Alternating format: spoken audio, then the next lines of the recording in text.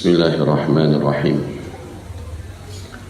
Assalamualaikum warahmatullahi wabarakatuh. Alhamdulillahi rabbil alamin. Wa bihi nasta'inu ala umurid dunya wad din. Ashhadu an la ilaha illallah wahdahu la syarika lah. Wa ashhadu anna sayyidana wa habibana Muhammadan abduhu wa rasuluh la nabiyya ba'dah. Qala Allah subhanahu wa ta'ala, ya ayyuhalladzina amanu ittaqullaha wa qulu qawlan sadida yuslih lakum a'malakum wa yaghfir lakum dhunubakum ومن يطع الله ورسوله فقد فاز فوزا عظيما. اللهم ارحمنا بالقرآن وصدق الله العظيم. وقال النبي صلى الله عليه وسلم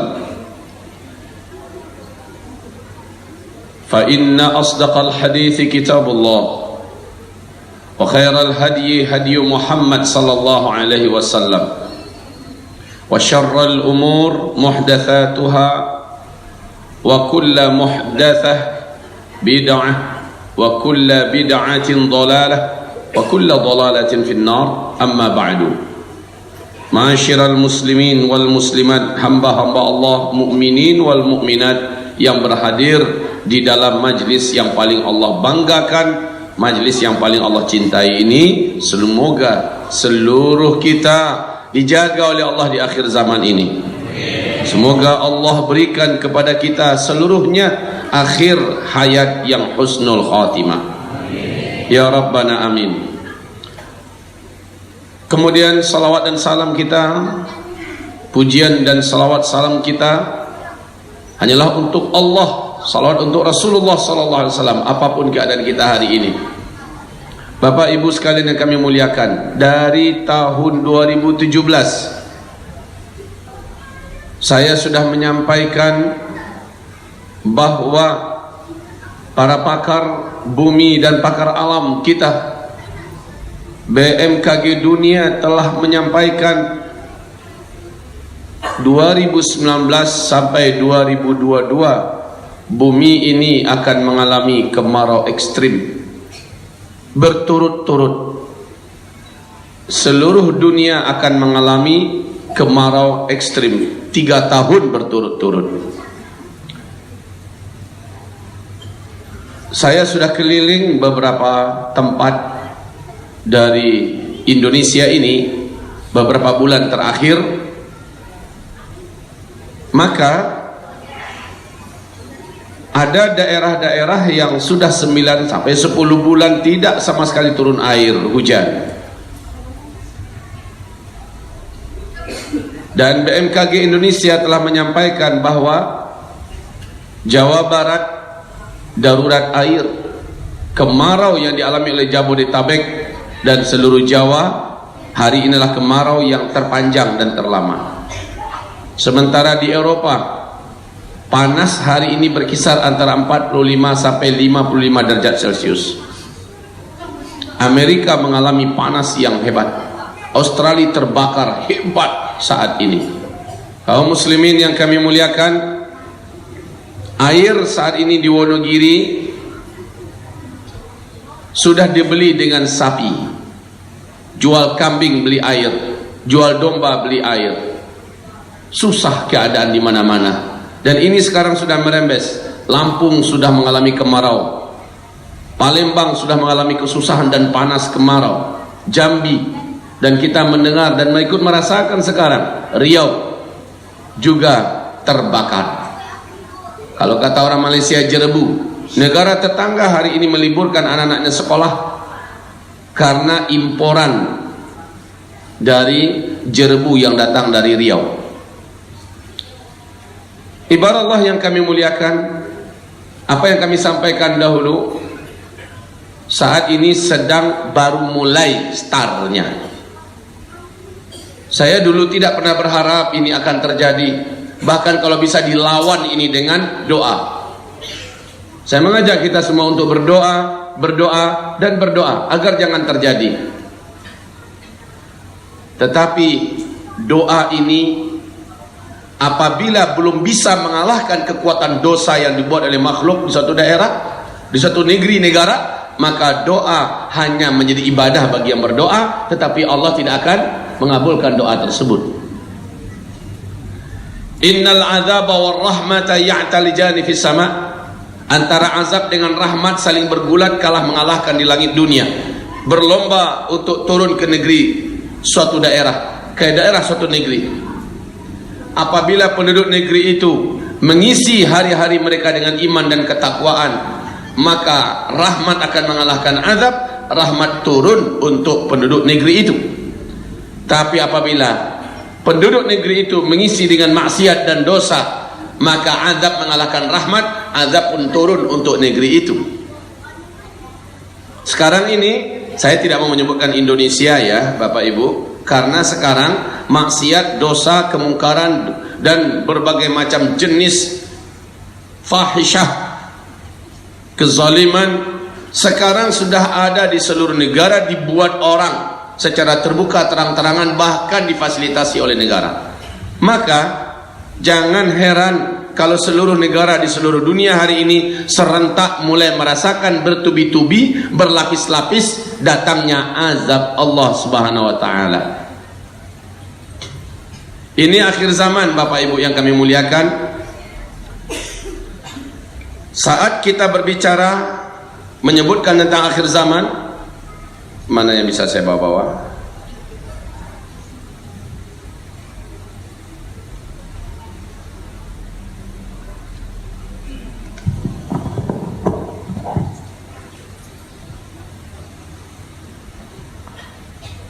Saat saya menyebutkan akhir zaman, maka kata Rasulullah, zaman itu hanya 5 sejak beliau diutus oleh Allah Subhanahu wa taala. Zaman itu hanya 5. Yang pertama, zaman Nabi memimpin umat Islam. Yang kedua, zaman para khulafaur rasyidin memimpin umat Islam. Yang ketiga, zaman para khalifah yang menggunakan sistem kerajaan yang memimpin umat Islam. Yang keempat, zaman di mana Islam sedang tidak memimpin di mana-mana di muka bumi ini. Ini dia. Zaman keempat, Nabi menyebutkan zaman kediktatoran. Dan yang kelima, zaman akan tegak kembali pemimpinan Islam memimpin seluruh dunia. Dan inilah penutup. Ini adalah finish. Ini adalah akhir dari zaman umat Islam. Jadi zaman umat Islam ini hanya ada 5. Zaman pertama, Nabi yang memimpin selama 23 tahun. Kemudian Nabi meninggal, dilanjutkan zaman khilafah 30 tahun. Berakhir, dilanjutkan dengan masa khilafah dengan sistem kerajaan. Khilafah dengan sistem kerajaan. Ini yang paling lama, selama 1227 tahun. Zaman yang ketiga ini telah selesai, telah juga berakhir, yaitu runtuhnya Khilafah Islamiyah pada tanggal 3 bulan Maret tahun 1924 di Turki ya. Runtuhnya Khilafah Islamiyah berakhir, sudah zaman ketiga. Kita sekarang berada di zaman keempat, dan ini udah sampai di ujung Pak, di ujung. Kita mau menuju ke zaman keempat, ke zaman kelima. Zaman kelima, Islam akan kembali dipimpin oleh Khilafah Islamiyah. Dan pada zaman inilah dunia kembali tenang setenang-tenangnya. Zaman pertama, kedua, ketiga, 2/3 dunia dipimpin oleh Islam. Dan zaman kelima, 100% nanti dunia akan dipimpin lagi oleh Islam. Di masa ini, kata Rasulullah, di zaman ini hidup bagaikan dalam surga dunia. Tidak ada satupun bencana alam terjadi. Sementara di penghujung fase keempat atau zaman keempat, semua bencana terjadi. kemarau, kebakaran, gunung meledaknya, terjadinya gempa di mana-mana, tsunami di mana-mana, kehancuran ekonomi global, pembantaian, pembunuhan dan sebagainya. Segala macam bencana terjadi di sini. Makin ke ujung di fase keempat makin hebat, tapi di fase kelima semuanya sudah tidak ada bencana apapun. Tidak ada bencana alam. Jangankan gunung meletus, jangankan tsunami, banjir pun gak ada. Tetapi kata Rasulullah, air-air sungai di negeri Arab kembali mengalir dengan penuh. Gurun Sahara yang luas akan menjadi berumput hijau. Pada masa ini tidak ada satupun orang miskin di dunia. Tidak ada satupun orang yang mau menerima zakat. Pada zaman ini berkah adanya khilafah Islamiyah, tidak ada orang yang mau menjadi penjahat. Seluruhnya sudah betul-betul makmur dan subur. Saudara-saudara hamba-hamba Allah yang kami muliakan, tidak ada perang pada masa fase kelima ini. Tidak ada perang. Jangankan dua negara perang, dua kampung perang, dua orang manusia saja kata Rasulullah pada masa ini tidak ada yang berkelahi. Seorang wanita akan jalan kaki seorang diri dari Hadramaut menuju ke Makkah melaksanakan ibadah haji tanpa rombongan, tanpa muhram, jalan kaki seorang diri untuk melaksanakan ibadah haji. Dia aman pergi melaksanakan ibadah haji dan aman pulang. Benar-benar masa aman ini. Dan masa aman ini Allah sebutkan juga masa kepemimpinan Islam memimpin seluruh dunia. Allah sebutkan juga dalam Al-Quran surat An-Nur surat 24 ayat yang ke-55. Ini pasti terjadi. Di hadis yang sahih ini, inilah urutan penutup daripada umur umat Islam. Setelah ini saya buat, perhatikan Bapak Ibu, garis seperti ini. Ini adalah umat Islam menyaksikan terjadinya peristiwa tanda besar kiamat yang ke-7. Ternyata tanda besar kiamat yang ke-7 adalah angin lembut yang sejuk lagi berbau wangi kasturi akan bertiup dari negeri Yaman. Dan angin ini ternyata bukan angin biasa. Angin ini membawa pesan khusus, yaitu pesan kematian. Dengan cepat angin ini membungkus seluruh dunia. Siapapun orang yang kenal dengan Allah dari umat Nabi Muhammad, dia ada iman kepada Allah, angin ini ketika mengenai tubuh orang itu, terhirup olehnya angin yang lembut, sejuk, berbau wangi kasturi ini, maka saat itu, di tempat itu, langsung dia tergeletak meninggal dunia. Serentak seluruh muka bumi, umat Nabi Muhammad meninggal dunia. Yang tersisa hidup setelah itu, kata Rasulullah, adalah orang-orang yang tidak mengenal Allah sama sekali. Satu atau dua generasi setelah itu, barulah kiamat besar, kehancuran alam semesta. Jadi kabar baiknya, kita semua tidak akan menyaksikan kiamat besar, kehancuran alam semesta. Karena kita Allah wafatkan dulu di tanda besar kiamat yang ke-7. Tanda besar kiamat itu ada 10 kata Rasul. Yang pertama, kedua, ketiga dan keempat ada terjadinya di penghujung fase keempat, fase kita. Kemudian tanda besar kiamat yang kelima, keenam terjadinya di fase kelima, dan yang ke-7 ya, langsung habis kita seluruh umat Islam. Baik Bapak Ibu yang kami muliakan, kita sedang berada di sini. Saya akan menjelaskan ini dengan lebih luas ya. Saya ingin jelaskan ini lebih panjang insyaallah taala. Wahai hamba-hamba Allah yang kami muliakan, jadi sekarang khilafah Islamiyah ini pasti akan terwujud dan terjadi. Cuma di Indonesia ini entah dari mana sumbernya, bagaimana kejadiannya, kok ada segelintir kelompok atau sekelompok orang ketakutan mendengar istilah khilafah. Macam ada ancaman untuk NKRI dengan wujudnya khilafah. Saya katakan kepada yang bersangkutan, ketahuilah ini adalah bahasa Allah dalam Al-Quran, surat An-Nur ayat 55. Anda setuju, Anda tidak setuju, ini pasti akan terjadi. Ibarat orang Pak yang sudah menikmati kegelapan malam, dan dia sudah merasakan betapa dia bisa melakukan apapun dalam kegelapan malam itu. Dia benci matahari terbit, dia takut matahari terbit, dia tidak mau matahari terbit. Mau nggak mau dia matahari terbit, matahari tetap terbit apa tidak? Tak mungkin malam selalu malam. Pasti malam akan berakhir dengan fajar, lalu disambut dengan syuruk, matahari pun terbit. Maka pencinta kegelapan, penjahat kegelapan sekelas vampir, Dracula, pocong, kuntilanak, babi gombel, genderuwo, sontoloyo, siapapun mereka, orang-orang yang mencintai kegelapan, yang menangguk kenikmatan dalam masa-masa kezulumat ini, mereka pasti akan berakhir dengan terbitnya matahari, walaupun mereka benci. Begitulah fase kelima pasti akan wujud. Fase kelima, Islam kembali memimpin seluruh dunia dengan sistem kekhalifahan, metode kenabian. Suka nggak suka? Cuma kabar baiknya buat orang-orang yang berani mengatakan, iya, khilafah Islamiyah itu memang Islami, tapi mengancam NKRI. Khilafah Islamiyah itu bagus, tapi bisa menghancurkan eksistensi Pancasila dan NKRI.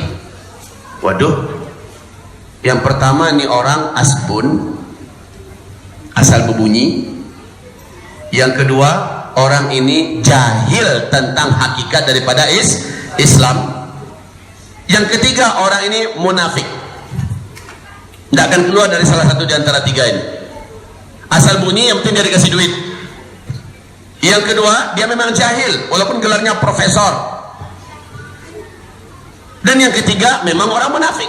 Hanya orang munafik yang takut wujud kembali, tegak kembali khilafah Islamiyah. Saya kasih kabar gembira buat mereka-mereka, dan ini juga informasi kepada kita semua, bahwa yang namanya khilafah Islamiyah itu, maaf saya bertanya kembali kepada Bapak Ibu, tolong jawab ya Bapak Ibu, setelah mendengarkan betapa indahnya saat khilafah Islamiyah nanti hadir kembali di muka bumi, bumi dipimpin oleh khilafah Islamiyah, semuanya mengerikan atau indah?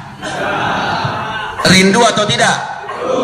Baik, Bapak Ibu yang kami muliakan, saya katakan khilafah Islamiyah yang begitu indah, yang begitu dinanti-nanti, ketika tidak ada keadilan di mana-mana, ketika kezaliman merata di mana-mana, ketika kejahatan, bencana, musibah, petaka, huru-hara, pertumpahan darah, kelaparan, kemarau, dan lain-lainnya buruk-buruk terjadi, wujud khilafah Islamiyah seluruhnya padam oleh barokah dan rahmat khilafah Islamiyah itu. Maka kami katakan kepada mereka yang tidak setuju dengan khilafah Islamiyah, satu, sampai hari kiamat khilafah Islamiyah tidak akan pernah ada, tidak akan pernah berdiri di Pekanbaru, tidak pula di Sumatera, tidak pula di Jawa, tidak pula di seluruh Indonesia dari Sabang sampai Merauke. Tidak akan pernah berdiri khilafah Islamiyah di Asia Tenggara, tidak akan pernah berdiri khilafah Islamiyah itu di Asia Tengah, di Afrika, di Eropa, di Amerika, di Australia, di Rusia, di Jerman. Walaupun di Inggris kemarin terjadi ledakan yang sangat luar biasa, 3 juta manusia masuk Islam serentak bersyahadat baru-baru ini. Tapi khilafah Islamiyah tidak akan pernah berdiri di London, di Inggris. Di mana khilafah Islamiyahnya berdiri? Khilafah Islamiyah berdiri hanya di Baitul Maqdis, Palestina. Titik. Lalu apanya yang ditakutkan khilafah Islamiyah dengan Indonesia? Nggak ada hubungan, nggak ada hubungan. Indonesia ya Indonesia, NKRI adalah NKRI. Justru rahmat dan barokah tegaknya khilafah Islamiyah di Baitul Maqdis Palestina nanti akan membungkus seluruh dunia. Dunia aman seaman-amannya, dunia tenang setenang-tenangnya. Pancasila tidak akan ada yang bisa menjaga keutuhan dan kemurniannya kecuali syariat Islam yang dijalankan oleh khilafah Islamiyah. NKRI tidak akan pernah kembali rekat dan utuh kecuali apabila syariat Islam di bawah khilafah Islamiyah yang menjalankannya. NKRI tetap NKRI, Pancasila tetap Pancasila, Undang-Undang Dasar 1945 tetap Undang-Undang Dasar 1945 yang akan terhormat, terjaga, dijalankan. Siapa yang melindungi? Syariat Islam di bawah payung khilafah Islam. Ini agar lurus pemikiran kita. Dan pusat khilafah itu adalah Palestina, bukan Pekanbaru. Jadi kepada bapak-bapak yang sok hebat, kiai-kiai yang sok keren, yang berani mengatakan khilafah Islamiyah adalah ancaman, saya sampaikan sekali lagi, dari segi apanya khilafah Islamiyah ancaman? Khilafah Islamiyah sekali lagi melindungi, menjaga keutuhan setiap negara. Baik, hanya yang salah disalahkan, yang batil dilenyapkan. keadilan ditegakkan seadil-adilnya. Tidak ada satupun manusia yang normal di muka bumi ini melainkan pasti rindu melihat adanya keadilan. Betul tidak? Dan khilafah Islam akan mewujudkannya. Maka Pancasila berjalan di Indonesia dengan keadilan seadil-adilnya di bawah payung pengawasan syariat Islam yang dinaungi oleh khilafah Islamiyah. Berjalan. Ustaz enggak benturan? Enggak. Coba antum pelajari satu persatu sila demi sila yang ada dalam Pancasila, seluruhnya dalam Al-Quran, seluruhnya dalam Al-Quran. Coba pelajari Undang-Undang 1945, tidak ada satu yang bertentangan dengan Al-Quran dan ajaran Islam, karena memang yang merancangnya adalah para ulama-ulama kita, kiai-kiai kita. Maka apanya yang berbenturan? Enggak ada. Justru insya Allah sekali lagi akan dilindungi, dijaga. Baik, kita kembali kepada topik kita, Pak. Topik kita sekarang akhir zaman. Kalau begitu, khilafah Islamiyah pasti akan wujud. Kapan, Pak Ustadz? Kira-kira jawabannya Allahu a'lam. Allah yang lebih tahu. Itu jawabannya, Allahu a'lam. Hanya saja, wahai saudara-saudariku yang kami cintai,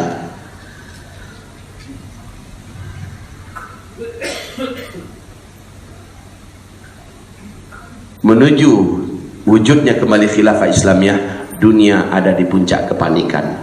Sekarang kita 1441 Hijriah Muharram, tanggal 13 ya. Tanggal 13 Muharram. Ini puasa Bid dimulai hari ini. Dan ini unik, Pak. Untuk tahun 1441 ini puasa berturut-turut, puasa Senin. Itu pas 9 Zulhijjah. Bagi yang ingin ngambil puasa biasa silahkan. Lalu 10 Asyura pas Selasanya. Rabunya bagi yang puasa Asyura maka nyambung ke Rabu, maka 10-11 adalah pasangan Asyura. Lalu Kamis puasa Kamis lagi, jadi Senin puasa Senin normal, Kamis puasa Kamis normal, Rabu Selasa dan Rabu adalah puasa Asyura dan pasangannya yaitu 11. Hari ini Jumat pas masuk puasa Bid, pas masuk puasa Bid yang hari pertama 13 Zulhijjah sekarang. Besok 14 Sabtu, hari Minggu 15 Muharram. Masya Allah, keren Pak. Senin puasa lagi. Ya Rab, ada apa ini? Ini nggak pernah terjadi seindah ini ususunannya Pak. Ini cuma terjadi, cuma saya memberikan sebuah sinyal, walaupun sinyal ini berat dan menyakitkan, menakutkan untuk didengar, saya harus sampaikan ya.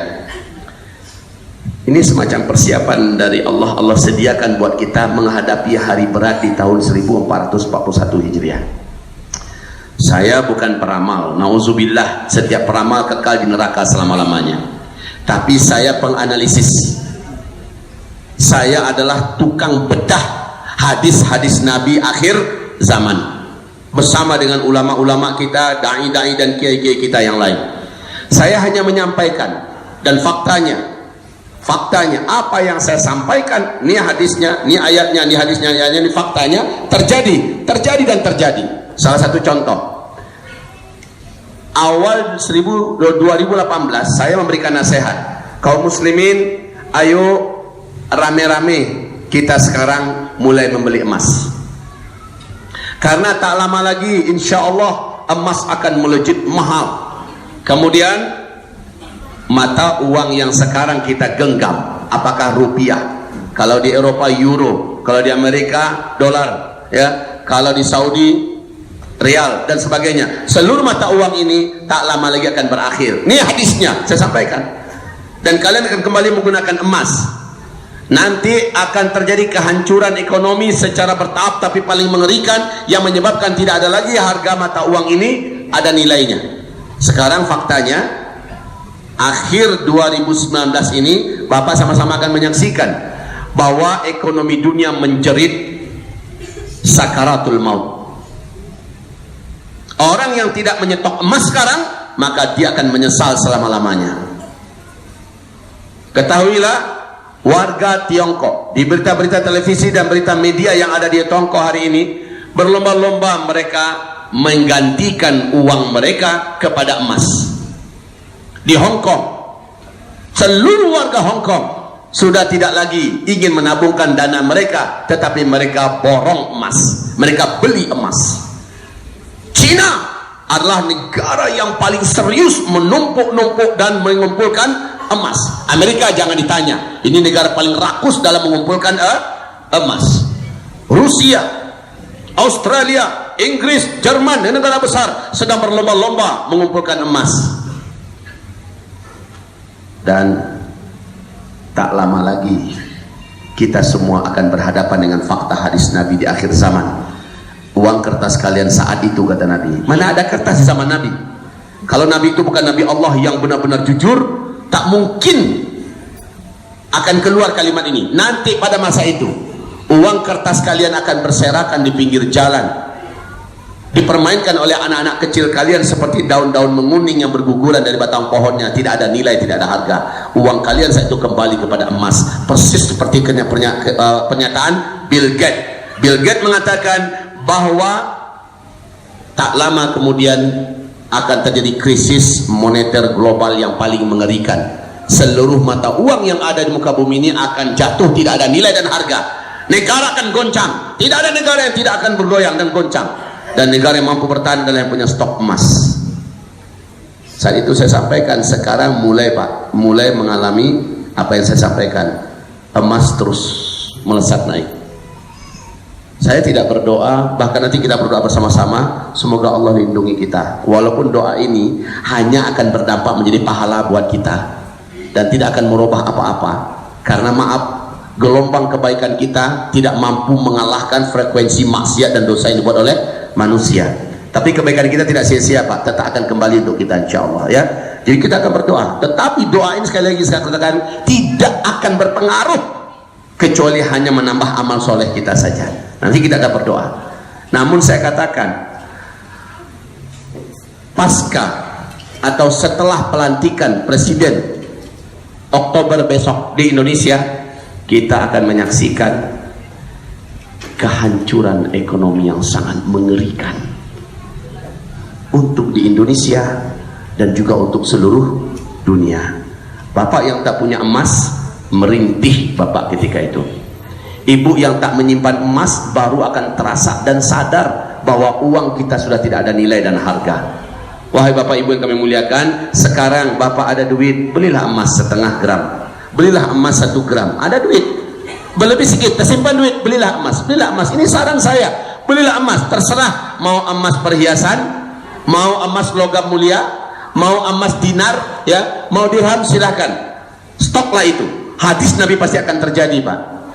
Hadis Nabi pasti akan terjadi dan waktunya sangat dekat. Hamba-hamba Allah yang kami muliakan, ini sudah di fase penghujung. Bapak Ibu yang kami muliakan, coba perhatikan. Masih ingat nggak pengajian saya tentang Imam Mahdi? Kayaknya tidak berapa orang yang paham. Siapa yang paham tentang Imam Mahdi? Tolong angkat tangan, bantu saya sedikit. Yang paham siapa itu Imam Mahdi? Tidak ada cik. Surang saja. Ujung ke ujung Sabang Merauke. Seorang saja. Siapa itu Imam Mahdi Ustaz? Kata Rasulullah SAW, dari keturunan kandungku nanti, dari Hasan bin Ali, di akhir zaman akan muncul seorang pemimpin yang akan memimpin manusia yang beriman saat itu. Saat dia muncul, kondisi dunia sedang zalim di mana-mana. Keadilan sudah betul-betul tidak didapatkan di mana-mana. Bumi dalam keadaan kacau. Bencana alam terjadi di mana-mana. Pertumpahan darah terjadi di mana-mana. Perselisihan, pertengkaran, perkelahian dan perang. Dia akan muncul di tengah-tengah suasana itu. Dan dialah yang akan menertibkan kembali bumi ini. Masya Allah. Sosok ini dari keturunan kandung Rasulullah Sallallahu Alaihi Wasallam yang bernama Muhammad bin Abdullah. Atau nama Nabi Muhammad kan bukan Muhammad saja. Nama Nabi Muhammad juga Qasim. Pokoknya Nabi berkata, yusbihusmuhu ismi. Namanya mirip dengan namaku. Wasmu abihi ismu abi. Nama ayahnya mirip dengan nama ayahku. Dan nama Nabi Muhammad kan banyak. Muhammad, Mustafa, Qasim, Yasin, ya. Ini nama-nama. Nabi Ahmad. Ini nama-nama Nabi Muhammad SAW. Bisa jadi nama, tapi ayahnya Abdullah. Nah ini, Qasim bin Abdullah, Muhammad bin Abdullah, Ahmad bin Abdullah, Mustafa bin Abdullah, Yasin bin Abdullah. Yang mana saja. dan dia nanti dibaiat di depan Ka'bah di usia 40 tahun, kata Rasulullah. Dia mirip dengan saya akhlaknya, tapi tak mirip dengan saya fisiknya. Nabi menyebutkan rambutnya seperti apa. Rambutnya, kata Rasulullah, pirang, panjangnya segini, jenggotnya hitam sampai sedada, dahinya lebar, alisnya seperti bulan sabit yang indah, hidungnya mancung dan tulang hidungnya lurus indah. Hidung-hidung mau diawak kok tak laku bro. Kedua bibirnya, bibir atas dan bibir bawah ideal tebalnya, sama tebalnya, indah dilihat. Giginya, satu gigi dengan gigi yang lain dapat dimasukkan sehelai benang, dan dia tidak fasih melafazkan huruf ro. Tingginya tidak terlalu tinggi dan juga tidak rendah. Dadanya bidang dan bulu dadanya lembut dan halus. Perutnya apa? Sispek pas suspek. Cakep pak.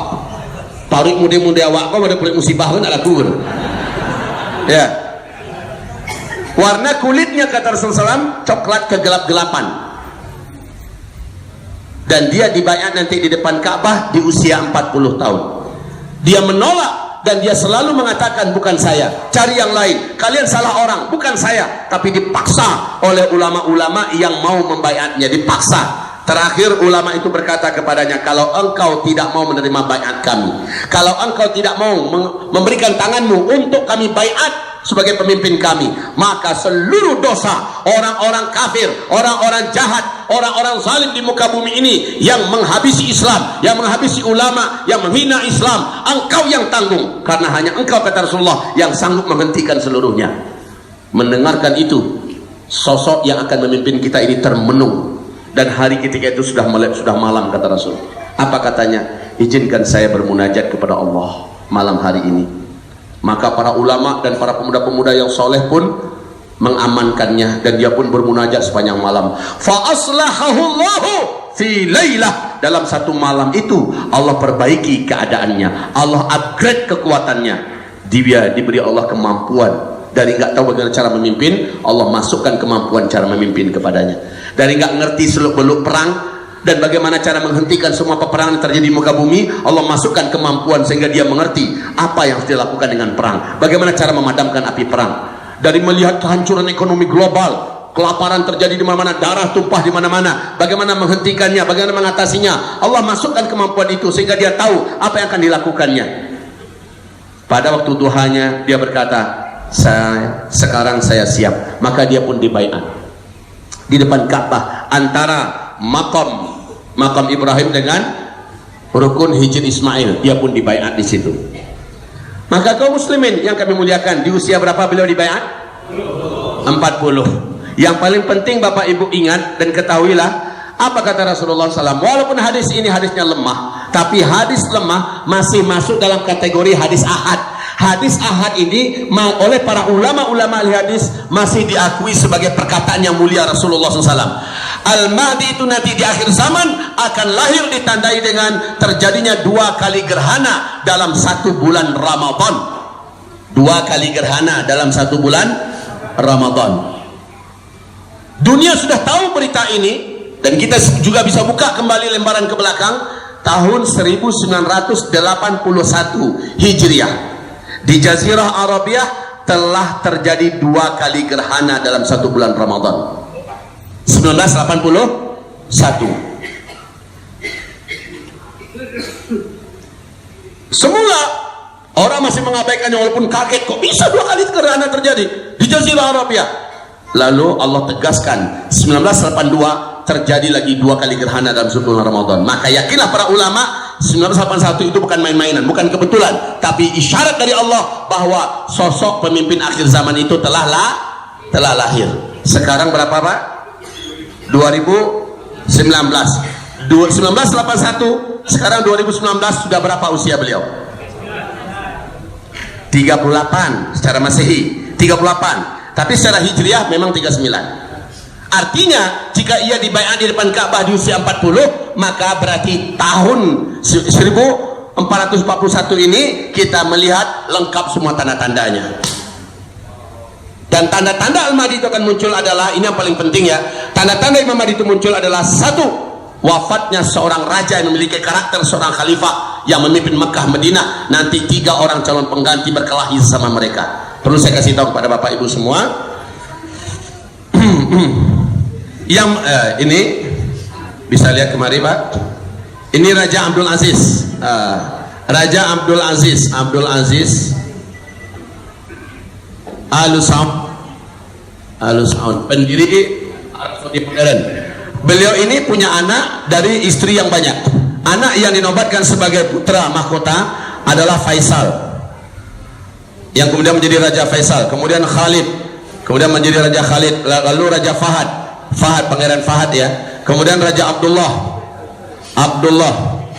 setelah itu Sultan, Pangeran Sultan, lalu Pangeran Nayef, kemudian Salman yang sekarang menjadi Raja Salman, lalu Tolal dan Mukrim. Oke, nah, perhatikan Bapak Ibu, yang ini meninggal 2008, ketika waktu itu dia masih hidup. 2008 Abdullah divonis oleh dokter tim medisnya bahwa dia hanya menunggu waktu aja untuk mati, sebab seluruh organ tubuhnya sudah cangkokan semua ya. Jadi dia membaiat berturut-turut 3 orang ini sekaligus di 2008 dia baiat Pangeran Sultan yang akan menjadi raja setelahnya.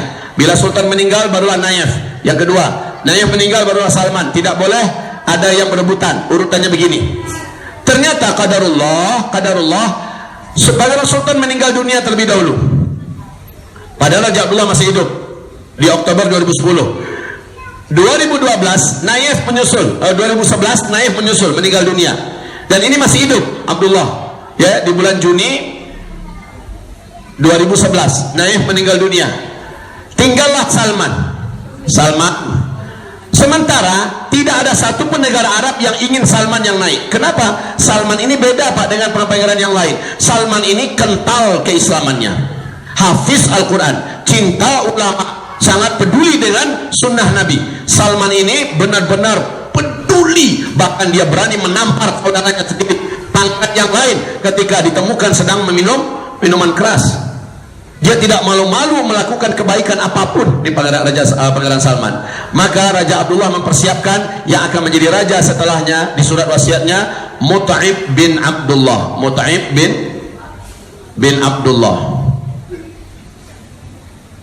ya.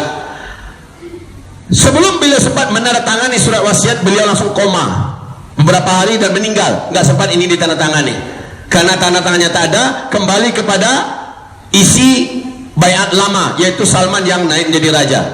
Maka Bapak Ibu tahu betapa geramnya Amerika, betapa bencinya, marahnya Israel, dan betapa marah sakit hati sekali Uni Emirat Arab ketika Salman yang naik.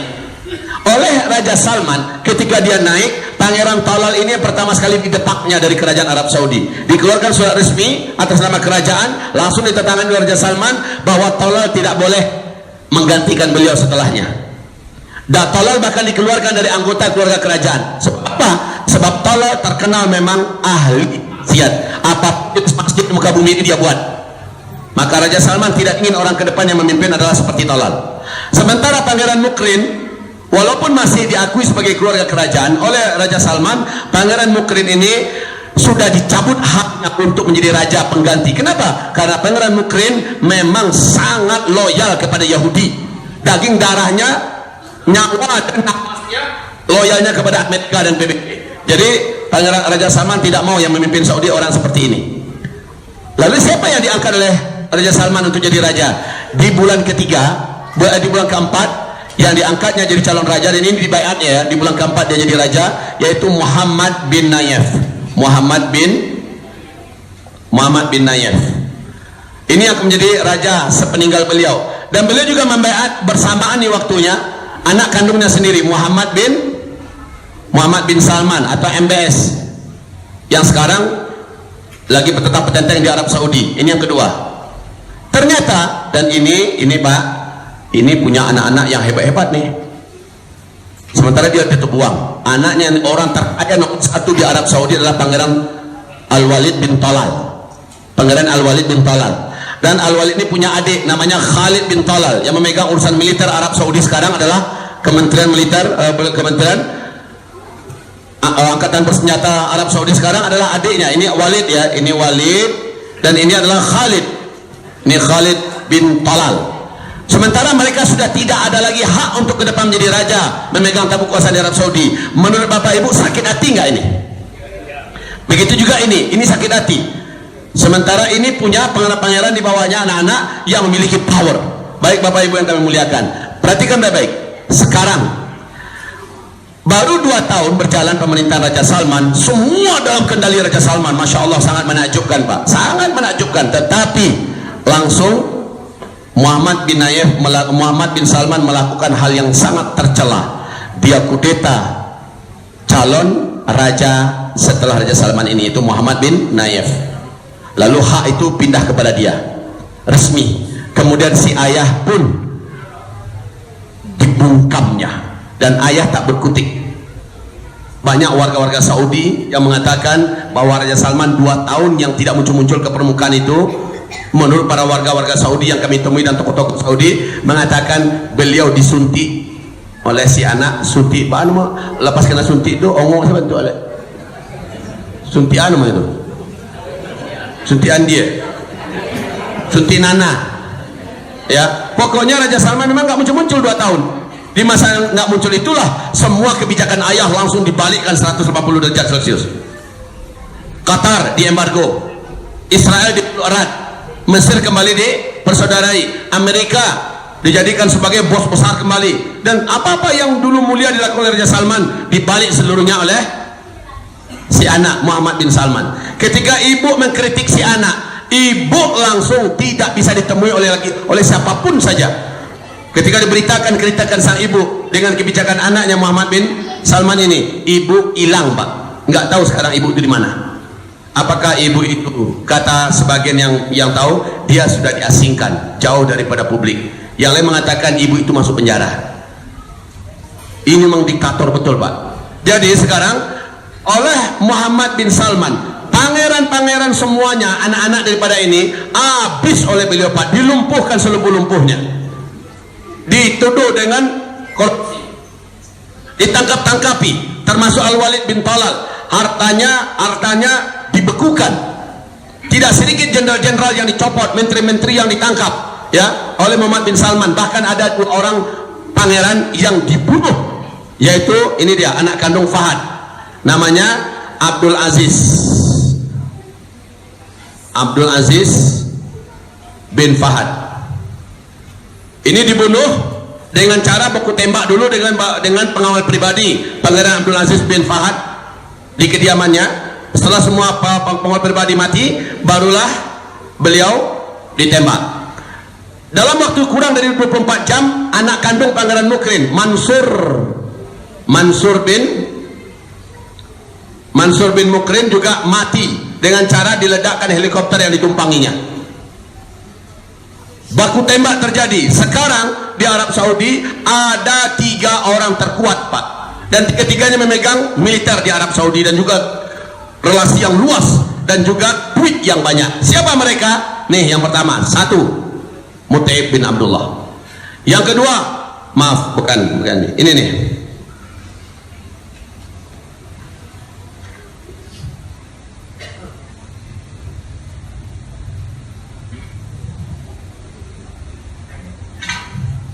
yang kedua adalah Muhammad bin Salman, dan yang ketiga adalah Khalid bin Talal. Ini 3 orang. 1, 2, 3. Ini merasa dulu dialah yang berhak untuk menjadi raja, dan dia memegang urusan militer Arab Saudi. Kalau ini memegang urusan keamanan kerajaan, di tangannya juga ada sekian kekuatan militer, dan ini adalah menteri dalam negeri meliputi putra mahkota. 3 orang ini sedang perang dingin Pak, menunggu meninggalnya Raja Salman.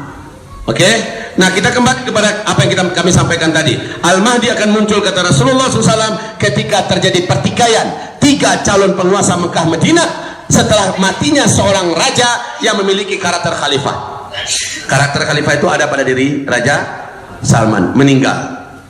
Sekarang ada beberapa kali upaya untuk membunuh Raja Salman.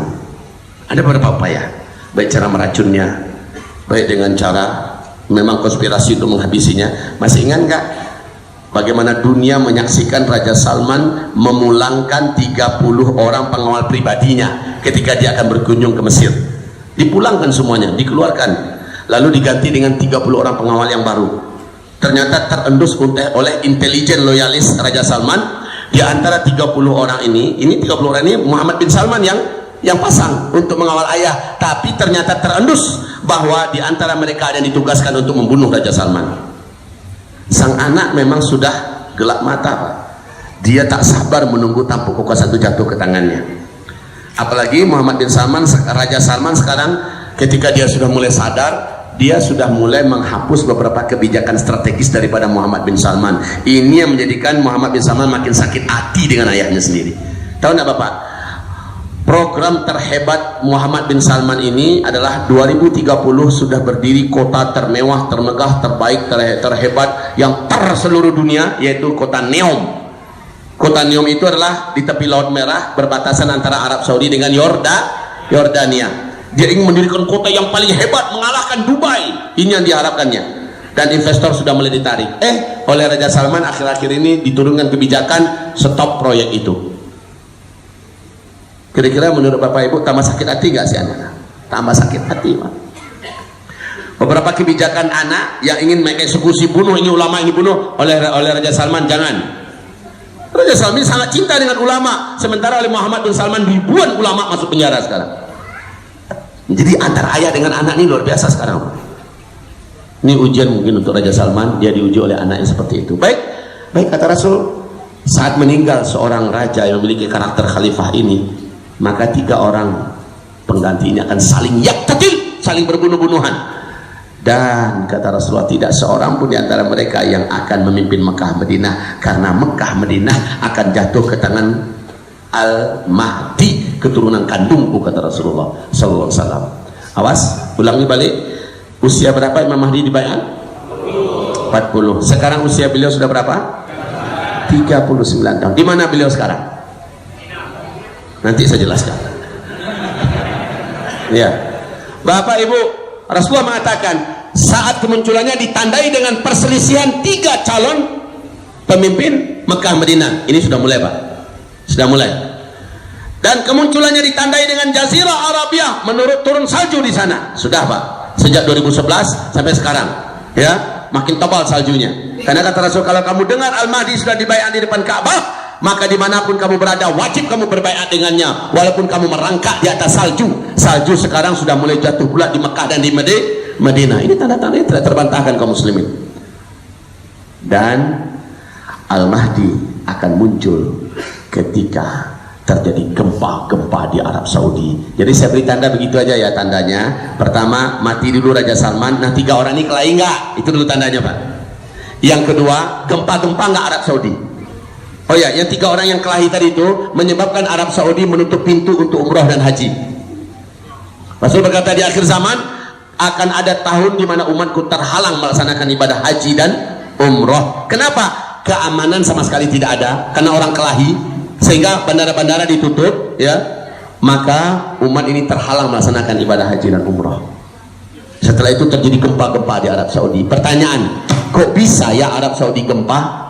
Pernah zaman Nabi terjadi gempa di Madinah. Nabi langsung letakkan telapak tangannya di bumi. Apa kata Rasulullah? Bukan sekarang, belum sekarang wahai bumi. Tenanglah, belum sekarang. Lalu Nabi mengatakan nanti di akhir zaman akan terjadi gempa-gempa akibat dosa dan maksiat di tanah ini, yaitu Jazirah Arabia, khususnya Arab Saudi. Sekarang Nabi mengatakan sallallahu alaihi wasallam, masuk ke asal.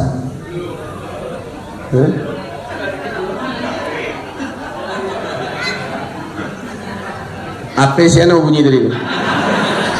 Wakafkan, sedekahkan apa yang capek? Membau-baunya belum.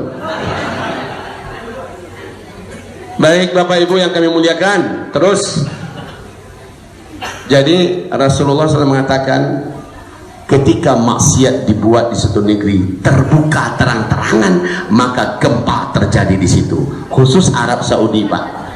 Arab Saudi ini paling ketat menjaga prostitusi, minum-minuman keras, musik-musik, ikhtilat, menjalankan syariat. Betul, Pak?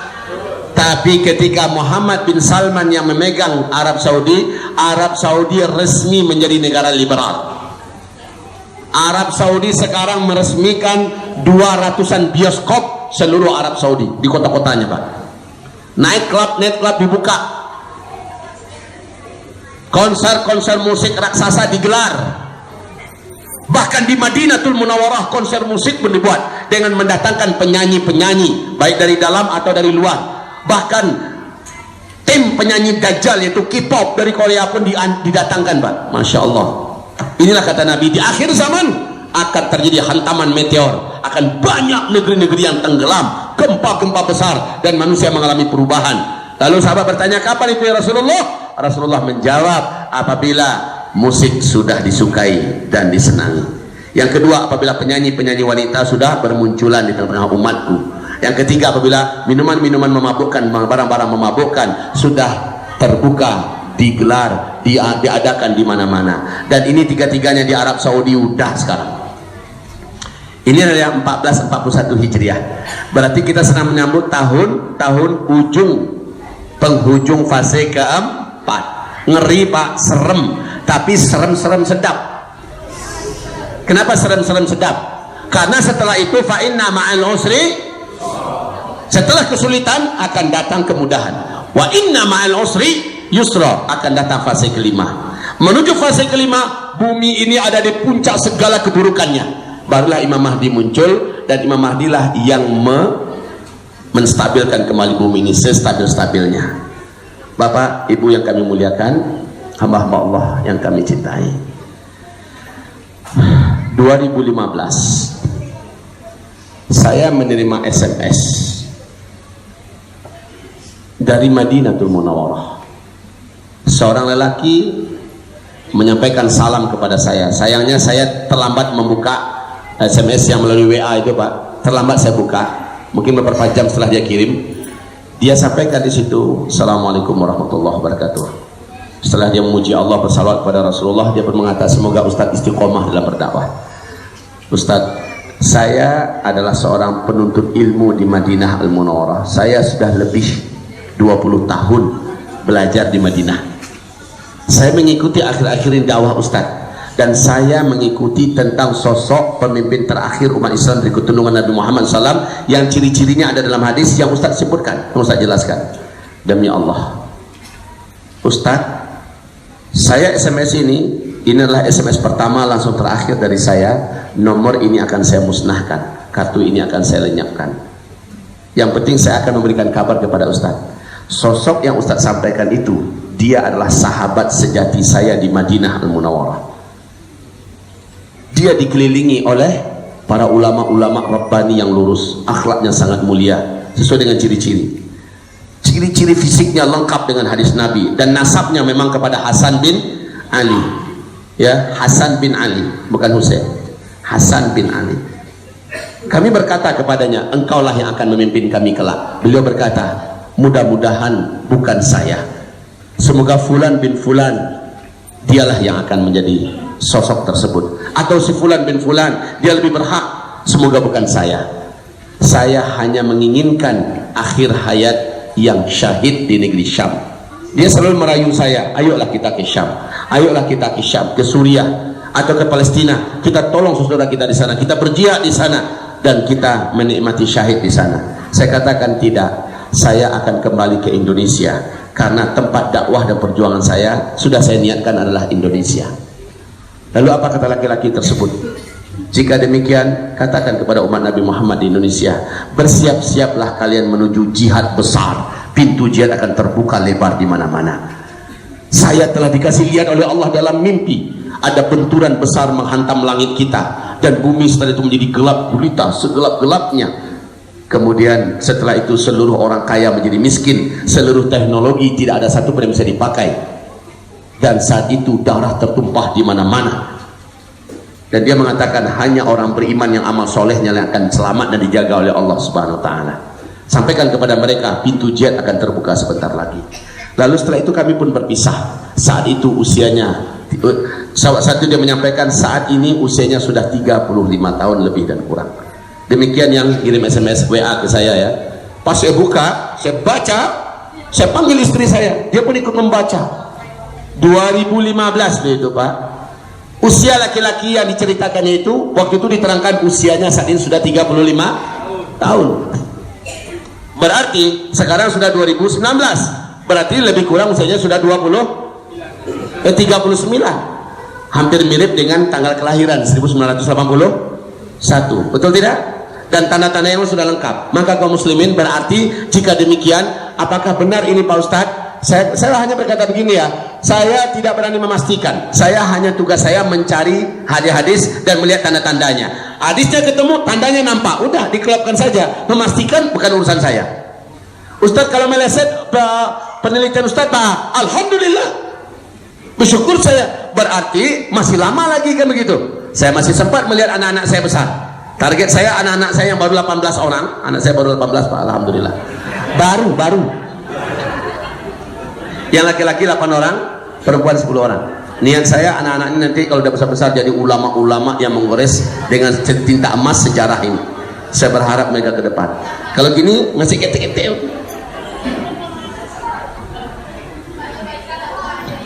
Bangku heboh belakang tuh. Hah? 8 balai hurang. Amaknya pada hurang. Para lu ibu tahu. Ambo jujur, orang rumah ambo 1 orang saja. 1 orang dari Aceh Barat, 1 orang dari Jawa Barat, 1 orang dari Sumatera Barat, dan 1 orang dari Sumatera Barat. Lah selesai. Jadi nah itu kaji gini dong.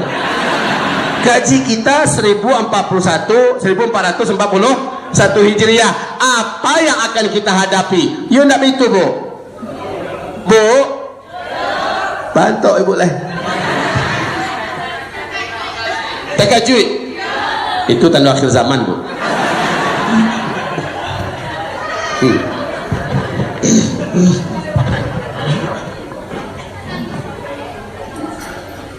Nah ada Bu, alhamdulillah mereka cando kakak adik Bu. Mereka bertetangga suuk kita rumahnya di satu kompleks pesantren. Pokoknya akecek warga dan masyarakat, Ustaz agihkanlah ke kami. Aku bacaan-bacaannya tuh. Betul Pak. Kok bisa cando kakak adik sementara aku surang baca kam video hari Ustaz. Ya, itu bukan masalah bacaan-bacaan, itu masalah ayo kajian sini loh.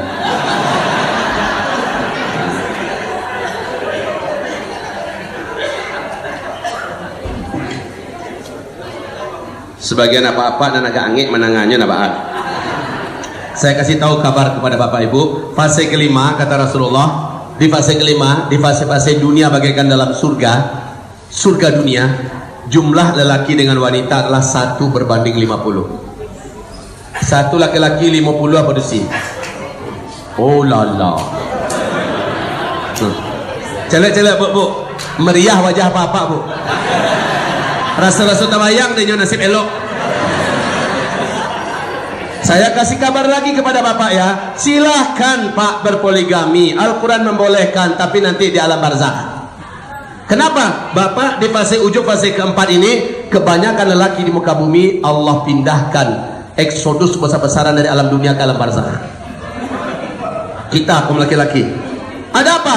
Di penghujung fase keempat kata Nabi akan banyak terjadi pertumpahan darah dan peperangan, dan mayoritas yang meninggal dalam peperangan itu adalah kaum lelaki.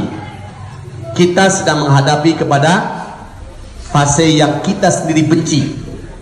Saya benci sekali dengan perang, dan terus terang saya takut dengan perang. Ada yang suka perang di sini? Kalau ada yang mengatakan dia suka perang, sama-sama kita bawa dia ke rumah sakit jiwa. Udah nggak normal tuh. Tapi mau nggak mau kata Rasulullah, fase keempat, penghujung fase keempat, manusia di muka bumi ini banyak yang saling bertumpah darah. Khusus orang-orang beriman, pertumpahan darahnya adalah demi agama dan demi negara. Khusus orang beriman. Tapi orang kafir, sesama orang jahat, sama orang zalim, pertumpahan darahnya adalah karena harta, karena dunia, karena jabatan dan sebagainya. Nah, ini penghujung fase keempat. Coba saja lihat sebentar lagi. Ya Allah ya Rabb, semoga Allah lindungi kita daripada peperangan. Amin ya Allah. Kalaupun seandainya terjadi, semoga kita termasuk yang tidak terjebak dalam peperangan yang tidak berarti. Wahai hamba-hamba Allah yang memuliakan, Ustaz, kira-kira Indonesia akan perang juga enggak ya?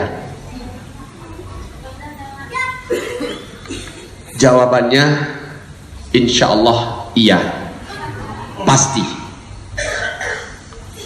Walaupun saya membenci, kita semua benci, dan kita tidak suka. Kalau bisa lari, wak lari, wak. Iya itu pak. Tapi masalahnya kita nggak bisa lari. Kita dihadapkan lari dibunuh, maju syahid atau menang. Pilih mana? Nah, kan? Lari dibunuh, maju menang atau syahid. Pilih yang mana? Kita tak punya pilihan. Lari dibunuh, emang mau dibunuh? Tidak mau. Ini semuanya diungkai oleh Rasulullah dalam hadis-hadis yang unik di akhir zaman.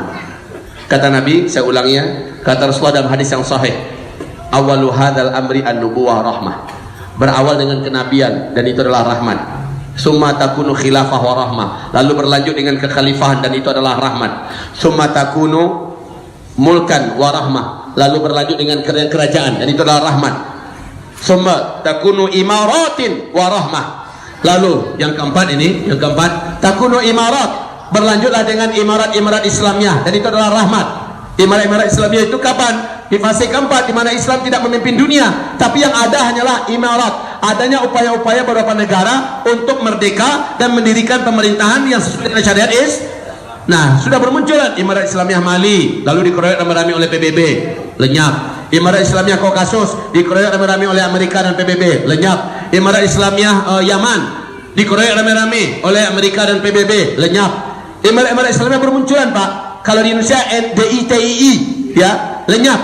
Nah, sekarang kaum muslimin kami muliakan, satu-satunya Imarat Islamiyah yang masih eksis dan bahkan sekarang makin kuat dan semakin berjaya dan sudah mengumumkan pemerintahan sendiri dan telah mengalahkan dua negara terkuat di bumi ini.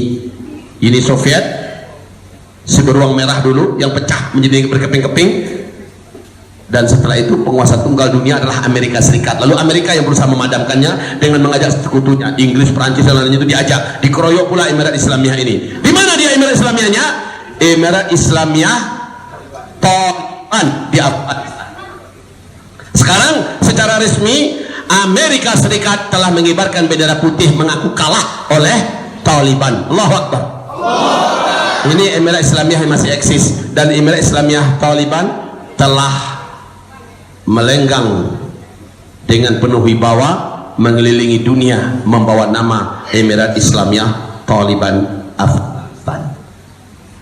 Al-Quran dan Sunnah sebagai dasar pemerintahan dan undang-undangnya. Dan sekarang mereka terbukti mereka bukan pecundang ya pak ya. Dua raksasa dunia kalah oleh mereka. Jadi ada negara yang berani melawan mereka lagi? Enggak ada.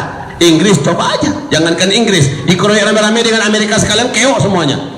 Apalagi cuma Inggris. Rusia coba aja, Rusia udah kapok, udah tahu dia bagaimana rasa perang melawan Taliban. Nggak ada negara apapun yang berani dunia ini melawan Taliban, nggak ada pak. Dan mereka sudah mengumumkan akan mempersiapkan bala tentara khusus untuk Syam memerdekakan Baitul Maqdis. Allahu Akbar. Saya mendapatkan hadis sahih Imam Muslim. Nabi berkata,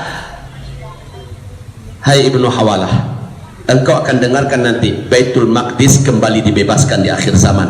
Lalu diumumkanlah khilafah Islamiyah di Palestina. Jika itu sudah kau dengarkan, hijrahlah engkau segera ke Palestina, karena negeri terkuat dan teraman saat itu adalah Palestina. Sementara saat itu Madinah Al-Munawwarah dalam keadaan kacau dan ribut. Masya Allah. Saya selama ini berpikir, berarti Baitul Maqdis harus dijajah lagi dong. Oleh si Donald Trump resmi mengumumkan secara sepihak Yerusalem adalah ibu kota Israel. Masya Allah. geram, sakit hati. Tapi di satu sisi saya mengatakan yes. Kenapa yes? Berarti inilah yang dimaksud Nabi, bahwa Baitul Maqdis di akhir zaman dijajah kembali. Bukankah Baitul Maqdis di dalam Yerusalem? Yerusalem diakui sebagai ibu kota Israel oleh Amerika Serikat. Maka otomatis Yerusalem, Baitul Maqdis jatuh ke tangan musuh Allah, ya kan? Akan dibebaskan kembali oleh Allah dengan tentara terbaik dari hamba-hamba Allah terbaik yang datang dari luar. Dan ini pas dengan surat Al-Isra. Yang akan membebaskan Baitul Maqdis itu nanti bukan orang Palestina, Pak, tapi tentara terbaik yang datang dari luar yang tak pernah terkalahkan. Maka yang terbukti tak pernah terkalahkan itu adalah Emirat Islamiyah Taliban.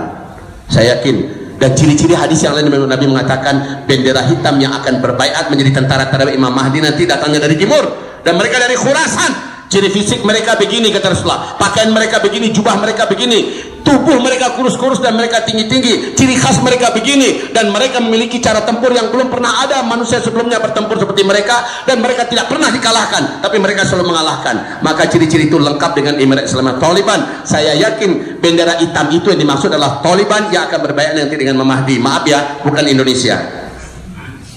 Kan banyak orang yang merasa kegeeran kan, Indonesia pun nampaknya kok. Coba lihat sesudah dibakar bendera hitam, oh bendera hitam berserak di Indonesia loh. Bukan. Di Indonesia ini emang ada sejarah pertempuran kita yang tak terkalahkan. Acok kalah malah. Sementara mereka nggak pernah kalah. Dan mereka tinggi-tinggi. Aja deh badan awak. Mereka tinggi-tinggi, kurus-kurus, kata Rasulullah. Awak semeter lebih sekitik. Itu besar-besar loh. Kali ini kan tidak, akhlak mereka, kata Rasulullah, ya Allah, dan seterusnya dan seterusnya. Maka kaum muslimin, baik, kalau begitu nampaknya sekarang sudah saling merapat semua tanda-tanda itu terjadi di zaman kita. Saya hanya memohon dan kita akan berdoa sebentar lagi bersama-sama. Ya Allah, jangan terjadi di zaman kami, ya Allah. Kita akan doa nanti ya. Walaupun doa itu mungkin saja tidak akan merubah apa yang telah Allah tetapkan di Lauh Mahfuz, tetapi sekali lagi doa menenangkan kita, dan doa tetap berarti sebagai sebuah pahala bagi kita, dan doa tetap Allah cintai. Betul Pak? Kita tetap akan berdoa sepahit apapun ke depan kita hadapi, kita minta pada Allah sekarang, ya Allah, bila memang itu terjadi, kuatkan kami, selamatkan kami, menangkan kami. Itu yang kita minta nanti Pak.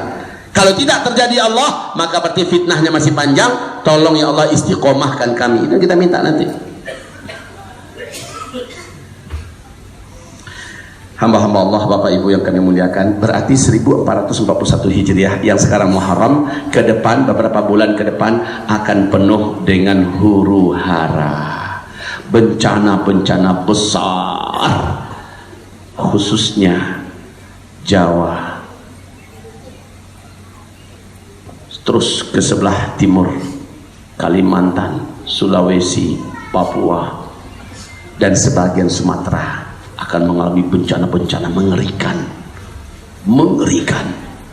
Apapun bencananya, kita tetap minta kepada Allah, berikan kami keselamatan dan akhiri hidup kami Allah dengan husnul khatimah. Hanya yang Allah firmankan di dalam Al-Quran surat Al-An'am ayat 158, yang akan dijaga oleh Allah, yang akan diselamatkan oleh Allah hanyalah orang-orang yang beriman, yang amal solehnya banyak.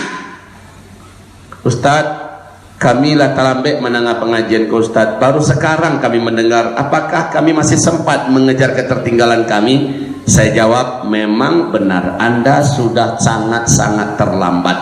Kalau Nabi perintahkan, berlomba-lombalah kalian memperbanyak amal soleh ketika kalian menyaksikan di negeri Syam sudah membara fitnah peperangan dan pembantaian. Fitnah Syam. Nah, fitnah Syam ini perintah Rasulullah, badiru bil a'mali fitanan. Berlomba-lombalah kalian memperbanyak amalan soleh, berlomba-lombalah. Fitanan di masa-masa fitnah. Di hadis yang lain Nabi mengatakan, fitnah itu standarnya bukan Rohingya, bukan Uighur, bukan Yaman, bukan berbagai negara, bukan Indonesia, tapi standarnya adalah wal fitanu bisyam. Standar fitnah itu adalah Syam. Syam ini di mana? Suriah, Palestina. Sejak Maret 2011, fitnah pembantaian umat Islam, peperangan di negeri Syam sampai sekarang tidak putus-putus. Nabi mengatakan itu start kalian berlomba-lomba memperbanyak amal soleh. Nah kini awak baru sekarang mendengar, baru sekarang Ustaz, apakah kami terlambat? Saya katakan lebih baik terlambat daripada tidak sama sekali. Lakukanlah akselerasi amal soleh, percepatlah lakukan amal soleh. Kalau Bapak Ibu mendengar, ini kan tanda besar kiamat yang pertama dukhon, bumi gelap gulita 40 hari 40 malam. Lalu yang kedua, paling lama 3 tahun setelah itu Dajjal. Kemudian setelah Dajjal, Nabi Isa Allah turunkan dari langit membunuh Dajjal. Baru ditutup fase keempat ini dengan Ya'juj dan Ma'juj, Allah lepaskan Ya'juj dan Ma'juj. Ini huru hara semua nih Pak, mengerikan semua. Dukhon akibat hantaman meteor. Meteor itu baru terjadi apabila umat ini sudah gila-gilaan dengan musik, dan mereka sudah mencintai musik. Apabila wanita sudah menari-nari, melengah-lenggok, ya, di antara umat menjadi penyanyi-penyanyi dan penari-penari. Apabila minum-minum memabukkan, barang-barang memabukkan sudah menyebar dan beredar tengah umatku di mana-mana. Ini udah lengkap semuanya, dibuat di Arab Saudi sekarang. Kalau dunia, Indonesia dari dulu, tapi Arab Saudi baru udah 3 tahun ini. Nah, sementara tanda-tanda Dajjal akan keluar, tolong nanti buka di YouTube, buka judul ceramah saya, temanya adalah menyingkap rahasia dan fitnah Al-Masih Ad-Dajjal. Tolong dibuka itu di YouTube, nanti dengarkan ceramah saya di sana. Lihat Pak, siapa itu Dajjal, tanda-tanda Dajjal. Saya baru pulang alhamdulillah dari Palestina. Kemarin sholat Idul Adha di Baitul Maqdis Pak, di Masjid Al-Aqsa. Alhamdulillah. Saya baru melihat tanda-tanda yang diceritakan Nabi dalam hadis sahih. Saya lihat Danau Tiberias, saya lihat dari dekat bagaimana pemandangan tentang perkembangan terkini hadis akhir zaman. Saya lihat di sana Pak, dan saya diajak ke kebun kurma Baisan. Saya diberitahu oleh warga Palestina bahwa mata air Zuhar sebagai tanda Dajjal sudah lepas. Kalau mata air itu sudah kering, mata air itu sudah kering 2 tahun yang silam. Sampai sekarang tidak ada lagi air yang keluar dari mata air Zuhar. Maka saya yakin Dajjal itu sudah bebas dari ikatannya. Dajjal nanti menunggu muncul ke permukaan. Syaratnya apabila Israel sudah hilang dari peta dunia, apabila Amerika sudah dikalahkan, maka sebentar lagi insya Allah kita akan saksikan Israel akan hilang dari peta dunia. Menurut keyakinan orang Yahudi sendiri, umur Israel tidak akan lebih dari 2022. Mereka akan kalah, dan sebelum itu mereka harus mempercepat kemunculan Dajjal agar mereka memenangkan dunia. Kalau seandainya mereka kalah, disitulah Dajjal keluar, mereka sudah tidak punya pijakan lagi.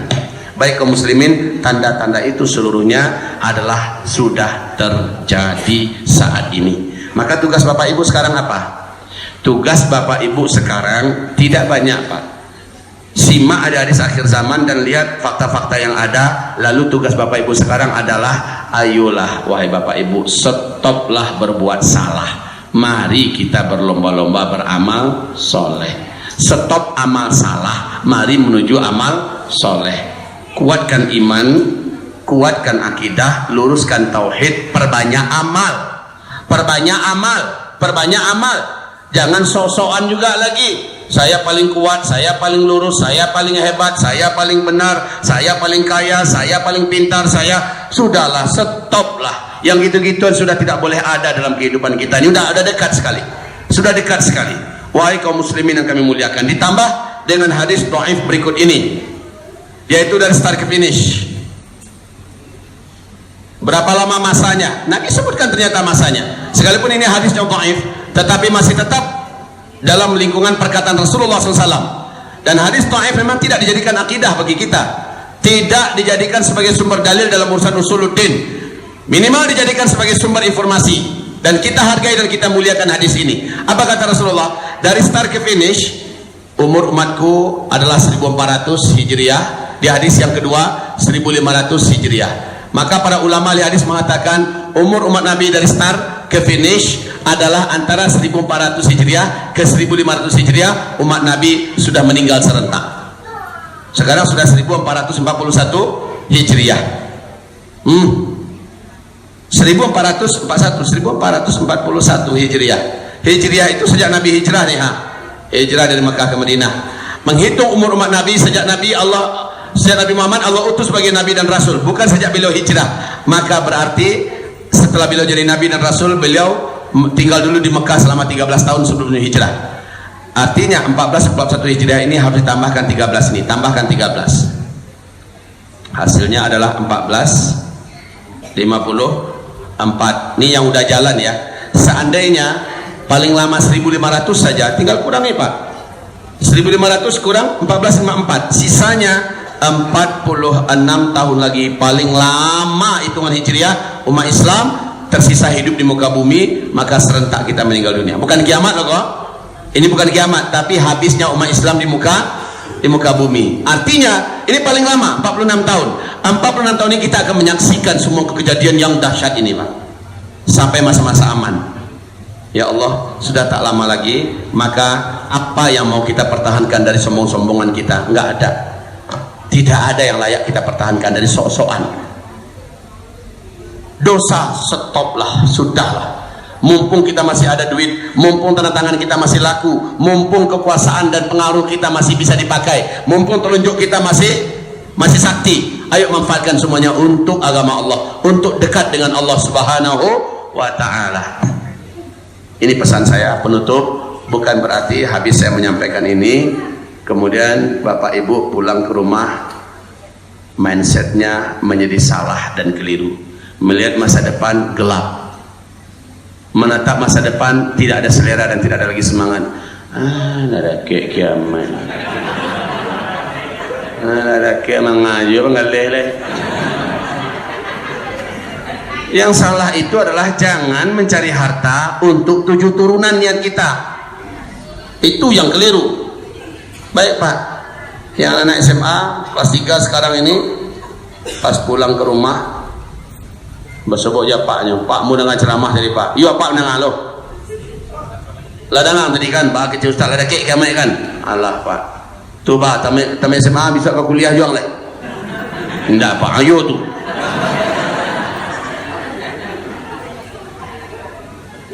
Kata yang bujang-bujangan, yang pengen nikah November, Desember, habis dengarkan ceramah ini, kirim surat ke calon mertua, calon istri. Kalau masih ada rezeki buat kita, kita lanjutkan nanti di surga aja ya. Sekarang kita fokus ibadah. Pak, bukan seperti itu. Bapak-bapak yang PNS atau Pak polisi, habis pulang pengajian dari sini buat surat resign, mengingat, menimbang udah dekat kiamat, memutuskan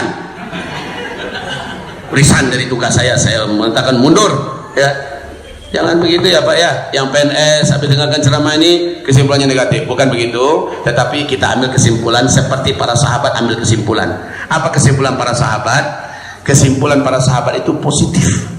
Ya Allah, sudah dekat, dunia ini tak lama lagi, mumpung saya masih hidup, mumpung umur masih ada, saya harus melakukan yang terbaik untuk menyelamatkan nasib akhirat saya.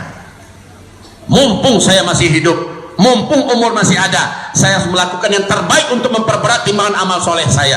Saya harus menjadi manusia yang paling berarti, paling terbaik. Dan akhirnya mereka saling berlomba-lomba mengalahkan sahabat-sahabatnya yang lain untuk menjadi manusia yang paling soleh. Itu yang terjadi Pak.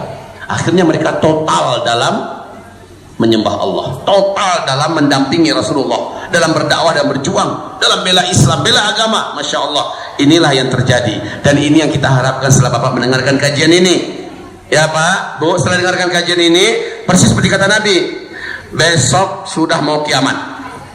Besok nih udah pasti mau kiamat. Hari ini masih ada 1 butir biji kurma di tangan kamu yang dapat kamu tanam. Apa kata Rasulullah? Tanam. Besok udah mau kiamat, masih ada 1 biji kurma yang bisa ditanam. Tanam kata Nabi. Nabi kan tahu Pak, kurma kalau hari ini ditanam 4-5 tahun yang akan datang baru mulai berbuah. Padahal besok udah mau kiamat, tapi Nabi masih suruh tanam. Itu maksudnya apa? Sedekat apapun huru hara, bencana, musibah dan lain-lainnya itu akan terjadi, apapun yang positif hari ini bisa Bapak mulai, walaupun hasilnya nanti 10-20 tahun yang akan datang. Hari ini bisa dimulai, mulai hari ini, karena Allah tidak tanya kepada kita hasilnya apa. Allah tak tanya itu. Allah tanya pada kita apa yang sudah kamu buat. Betul tidak? Betul Pak. Makanya 3 minggu yang lalu lahir anak saya yang ke-18. Saya katakan tadi, niat saya anak ini nanti 20-30 tahun yang akan datang kelak menjadi ulama-ulama besar. Kan itu harapan saya. Ustaz yang menyampaikan lah ada ke Ustaz. Biarlah. Iya ada ke-nya. Itu ndak urusan nambah adalah buat hari ini apapun yang bisa dilakukan walaupun hasilnya 20-30 tahun yang akan datang. Walaupun besok udah mau kiamat, hari ini masih sempat saya buat kebaikan itu, maka saya akan buat. Saya mendirikan pesantren tingkat SMA dari PAUD, TK, SD, SMP dan sekarang tingkat SMA. Yang kami terima Pak anak-anak yang sudah hafiz Al-Quran dan hafiz Al-Quran. Dan alhamdulillah mereka belum punya gedung, belum punya tempat sekolah, belum punya tempat ruang belajar dan asrama. Ini yang kami kejarkan dari sejak November sampai sekarang. Alhamdulillah sudah 85%, tinggal 15% lagi, 3 lantai. Caranya saya tidak pernah masukkan ke Arab proposal, masukkan ke perusahaan BUMN, ke pemerintah minta bantuan, nggak pernah Pak. Caranya saya ambil ceramah, saya sampaikan pada kaum muslim, ayo siapa yang mau tolong, kita bangun sama-sama, kita cetak para ulama di sana. Saya ngajar Pak, Senin, Selasa, Rabu, Kamis saya ngajar. Betul-betul saya yang mengerami anak-anak bareng dengan ustaz yang lain. Jumat Sabtu Minggu saya keliling dakwah macam ini, saya keliling dakwah. Target saya 7 tahun anak-anak ini bersama kami Pak, dari tingkat tamat SD 7 tahun sampai tamat tingkat SMA setara dengan S1 dari Timur Tengah. Kan lama tuh target saya. Padahal udah dekat huru hara. Ini yang saya katakan, saya tidak peduli. Tetap apa yang bisa saya lakukan hari ini saya lakukan. Maka itulah yang seharusnya menjadi prinsip Bapak Ibu. Apa yang positif hari ini yang bisa kita buat, walaupun 20-30 tahun yang akan datang baru membuahkan hasil, padahal udah dekat ini huru hara, biar kita mulai lakukan sekarang. Begitu saran saya. Maka yang akan menikah setelah mendengarkan ceramah ini, yang paling bagus itu malah dipercepat pernikahannya, itu baru benar. Apa ibu sampai pulang colek bininya Pak, anawa baru 2 dia kemek lah dake itu ada wah tambah capek kan begitu, itu baru benar ya. Tapi yang ingin menambah usaha dengan cara nambah lagi utang riba, stop. Yang negatif-negatif ini stop, udah dekat ini stop. Hamba-hamba Allah yang kami muliakan, semoga bermanfaat yang saya sampaikan. Jadi nanti pulang saling kasih semangat yang lain. Ini udah dekat waktu kita. Hanya orang beriman yang amal solehnya banyak lah yang akan diselamatkan oleh Allah. Ayo kita berlomba-lomba, bangunkan tahajud, saling tahajud. Ayo rumahnya jadikan rumah Quran, anak-anaknya jadikan anak-anak Quran. Semua keluarga rekatkan dan lekatkan dengan agama. Udah dekat. Dan jangan ragu-ragu bela Islam, bela agama Allah, bela negara. Jangan ragu-ragu. Dan jangan ragu-ragu untuk bersama dengan para alim ulama kita menuju fase kelima. Kita akan tetap eksis di barisan terdepan untuk melakukan menyongsong kemenangan Islam. Walaupun berat tantangan yang kita hadapi, maka kita akan hadapi bersama-sama. Menjelang Ramadan tinggal sisa 8 bulan lagi dari sekarang, 8 bulan lagi tersisa. Saya minta 8 bulan ini kepada Bapak Ibu semua, persiapan-persiapan akhir zaman tolong benar-benar disiapkan Pak. Tolong buka ceramah Hambo nanti di YouTube ya, judulnya adalah persiapan dan amalan akhir zaman. Apa judulnya? Persiapan dan amalan akhir. Amalkan itu segera. Dengarkan, pulang resiko buka. Dengarkan dengan seksama persiapan dan amalan akhir zaman.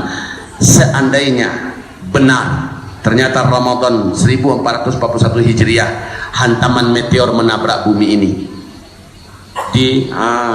Ada yang lupa tadi musafikan ya Pak, Rasul mengatakan hantaman meteor nanti terjadi di pertengahan Ramadan di hari Jumat selepas sholat subuh, kata Nabi.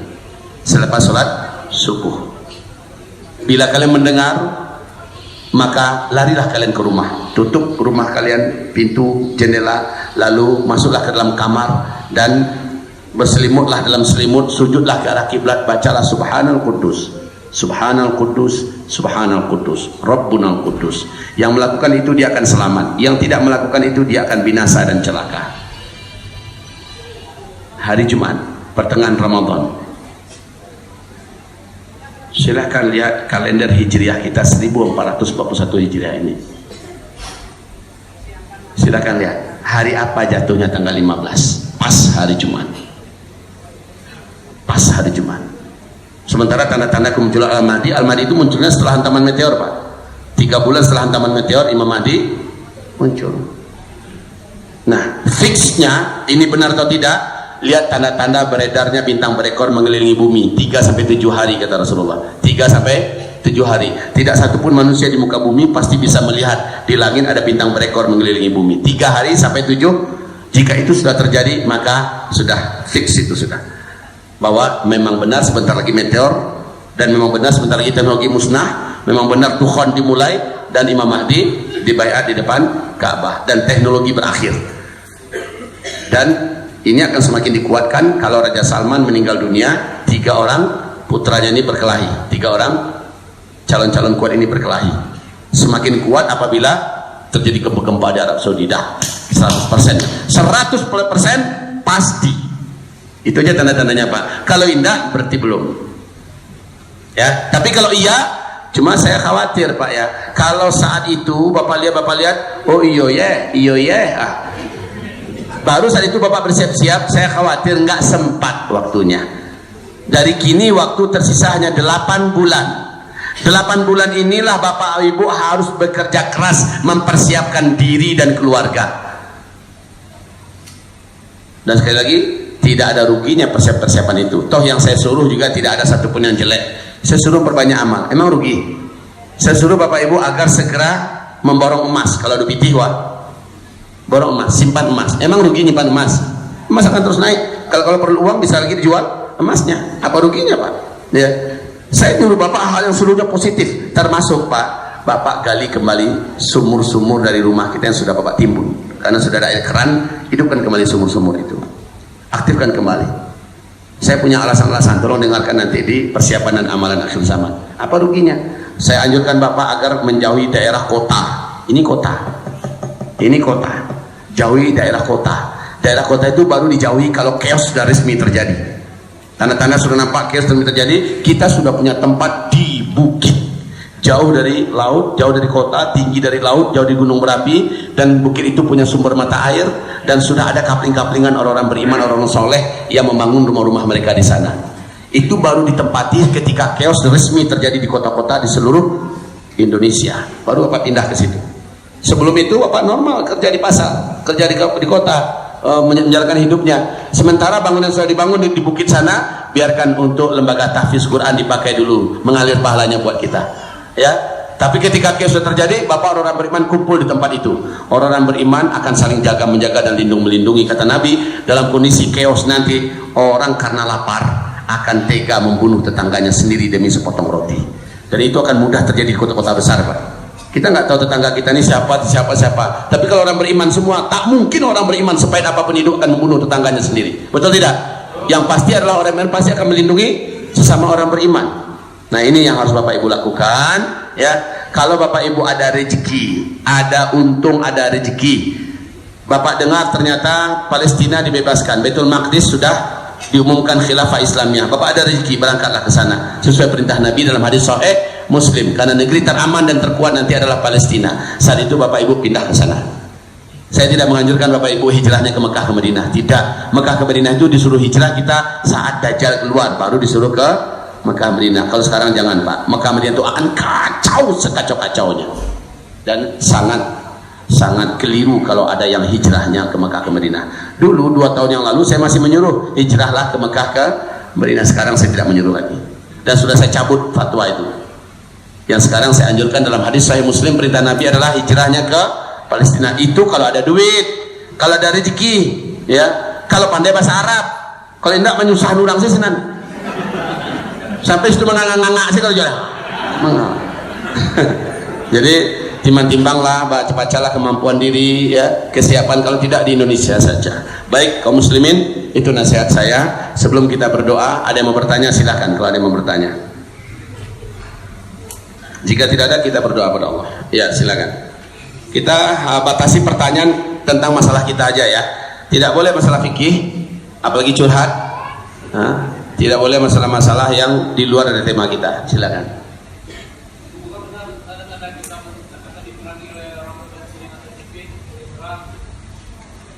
Ya, coba kadi sabain Cina Allah. Pak Sambi mereka leh. Memang benar, itu ada hadisnya. Tetapi kita tidak boleh mengatakan bahwa itu adalah Cina. Tapi yang pasti itu adalah Ya'juj dan Ma'juj. Ya'juj dan Ma'juj itu sipit matanya, pesek hidungnya, kuning putih kepucat-pucatan kulitnya, dan muka mereka seperti pantat kuali kena tempeleng, picak dan pinyak. Kalau dikatakan ciri-ciri kita akan perang dengan Cina juga ada. Iya, kalau seandainya itu maksudnya hadis lain, bukan hadis yang itu. Hadis yang lain, nanti di sebelah timur umatku akan berperang dengan kaum musyrik, dengan kaum Hind, dan siapapun yang terbunuh di antara mereka, mereka akan masuk surga tanpa hisab. Dan kajian orang itu saya masuk dalam keyakinan saya, Indonesia masuk nanti. Kajian itu ada 2 kelompok umatku di akhir zaman akan masuk surga tanpa hisab. Satu yang berperang di negeri Syam sampai Nabi Isa turun, dan mereka tetap istiqomah perang di sana, dan mereka yang terbunuh syahid, mereka masuk surga tanpa hisab. Nanti di bumi sebelah timur, kata Rasulullah, mereka akan berperang dengan kelompok musyrikin, dengan kelompok Hind, maka siapapun yang terbunuh di antara mereka, mereka syahid, mereka masuk surga tanpa hisab. Dan mudah-mudahan mereka itu adalah kita, Indonesia. Silakan pertanyaan yang lain. Ya. Pada saya ada melihat ceramah Ustaz, dan itu ketika si Dajjal dan para temannya dibunuh oleh umat Muslim, dan ketika itu tidak ada lagi yang namanya kafir. Dan saya mengenai kepada Ustaz, ketika dalam nomor 7 itu umat Muslim telah meninggal, terus kita tidak akan merasakan yang namanya kiamat yang paling besar. Tetapi kata Ustaz tadi, yang merasakannya adalah kaum kafir. Tapi di yang nomor 4 itu kan sudah tidak ada lagi yang namanya umat kafir itu. Bagaimana Ustaz? Terima kasih. Bagus nih, berarti menganalisa juga anak kita ini ya. Barakallahu fiik. Siapa namamu Anda? Masya Allah, suaranya bisa menggantikan saya besok nih. Ada bakat. Mau? Masya Allah. Baik Bapak Ibu yang kami muliakan, coba lihat tanda besar kiamat yang nomor 6 apa? Keluarnya binatang raksasa dalam perut bumi. Ya, binatang ini bisa berbahasa dengan bahasa manusia, apapun bahasanya. Binatang ini memiliki tangan yang banyak dan kaki yang banyak. Binatang ini ramah, keluar dari perut bumi. Ayatnya adalah surah An-Naml ayat 82. Ini Al-Quran ya, bukan dongeng. Lalu binatang ini membawa tongkat Nabi Musa dan cincin Nabi Sulaiman. Dia dengan cepat menangkap-nangkapi manusia dengan tangan-tangan yang banyak. Lalu dia tahu ini orang beriman, ini orang kafir. Dia langsung tahu. Maka orang beriman, cincin Sulaiman diusapkan 1 kali usap, putih dan bersihlah wajah orang beriman ini. Sementara orang kafir yang ditangkapnya, di ujung tongkat Nabi Musa diketokkan ke kepala orang kafir ini, maka menghitamlah wajahnya. Ya. Setelah itu manusia ini dilepaskan kembali, dan orang-orang yang ada di muka bumi saling bertegur sapa hanya dengan melihat wajah. Hai Muslim, hai kafir. Itu akan begitu nanti panggilannya. Ya Muslim, ya kafir. Berarti ada dong orang kafir nanti. Ya kan? Tanda besar kiamat yang ke-7, yang diwafatkan ialah orang-orang yang dalam dadanya ada iman. Nah, pertanyaan yang keempat kan sudah nggak ada lagi. Yang nggak ada itu dengan terbunuhnya Dajjal, lalu Nabi Isa membunuh, dan orang-orang beriman Imam Mahdi membunuh Yahudi. Tetapi masih ada orang-orang yang memang tidak mau juga masuk Islam. Dia tanpa agama, tapi tidak mau juga ribut dengan Islam. Perang pun nggak mau mereka. Pokoknya mereka ingin damai aja. Dan kita akan lindungi mereka. Tetap ada orang kafir yang tidak percaya adanya Allah, dan Islam nggak maksa sifatnya, ya tetap ada. Nah, orang-orang inilah nanti akan dikasih tanda oleh tanda besar kiamat yang ke-6. Paham? Oke. Siapa tadi? Ya.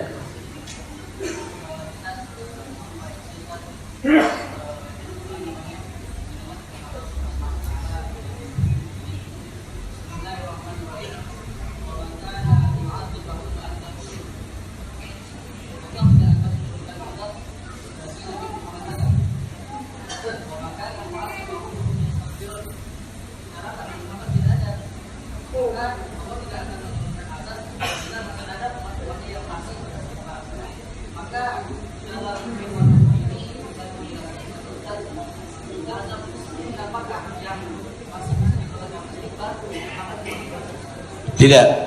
Azab yang tidak akan bisa ditolak dengan istighfar itu yang dimaksud adalah azab tanda-tanda besar kiamat. Ini tidak akan bisa ditolak dengan istighfar. Tetap akan terjadi. Ya, dukhan itu tetap akan terjadi walaupun masih banyak orang istighfar di muka bumi ini. Ya, apalagi kiamat besar, kehancuran alam semesta. Dan memang waktu kiamat kehancuran alam semesta udah nggak ada lagi orang yang bisa istighfar. Makanya terjadilah kehancuran alam semesta. Paham ya? Baik. Ada lagi pertanyaan? Ini mungkin setelah ini ada lagi yang terakhir satu, nanti saya kasih. Ringkas ya. Waalaikumsalam.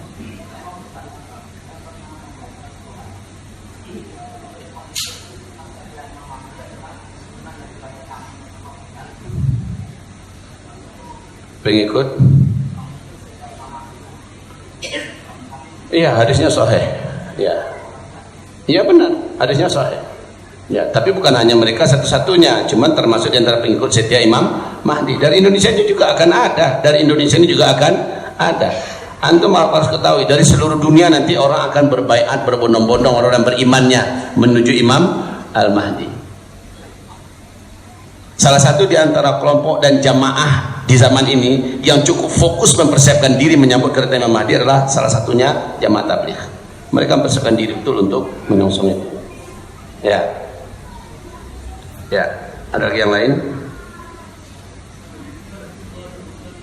Salam.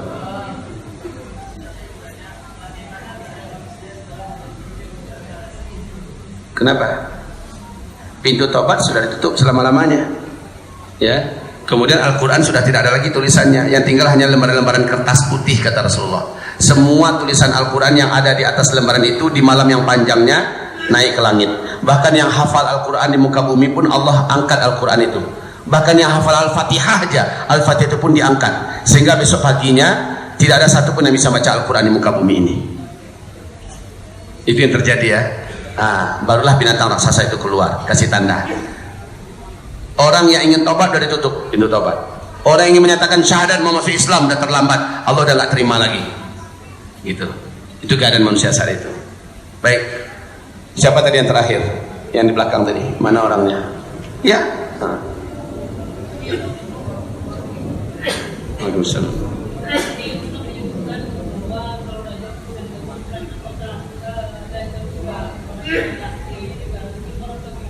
Apa ulang balik?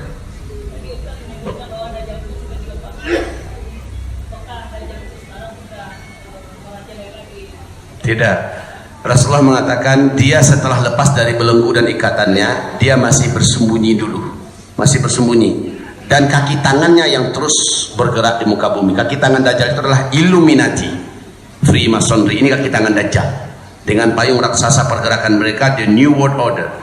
Jadi seluruh mereka adalah penyembah Dajjal. Ya, Dajjal itu nggak keluyuran kerjanya, nggak kayak kita keluyuran, cari makan malam, cari sarapan. Dajjal itu enggak keren Dajjal kalau keluyuran.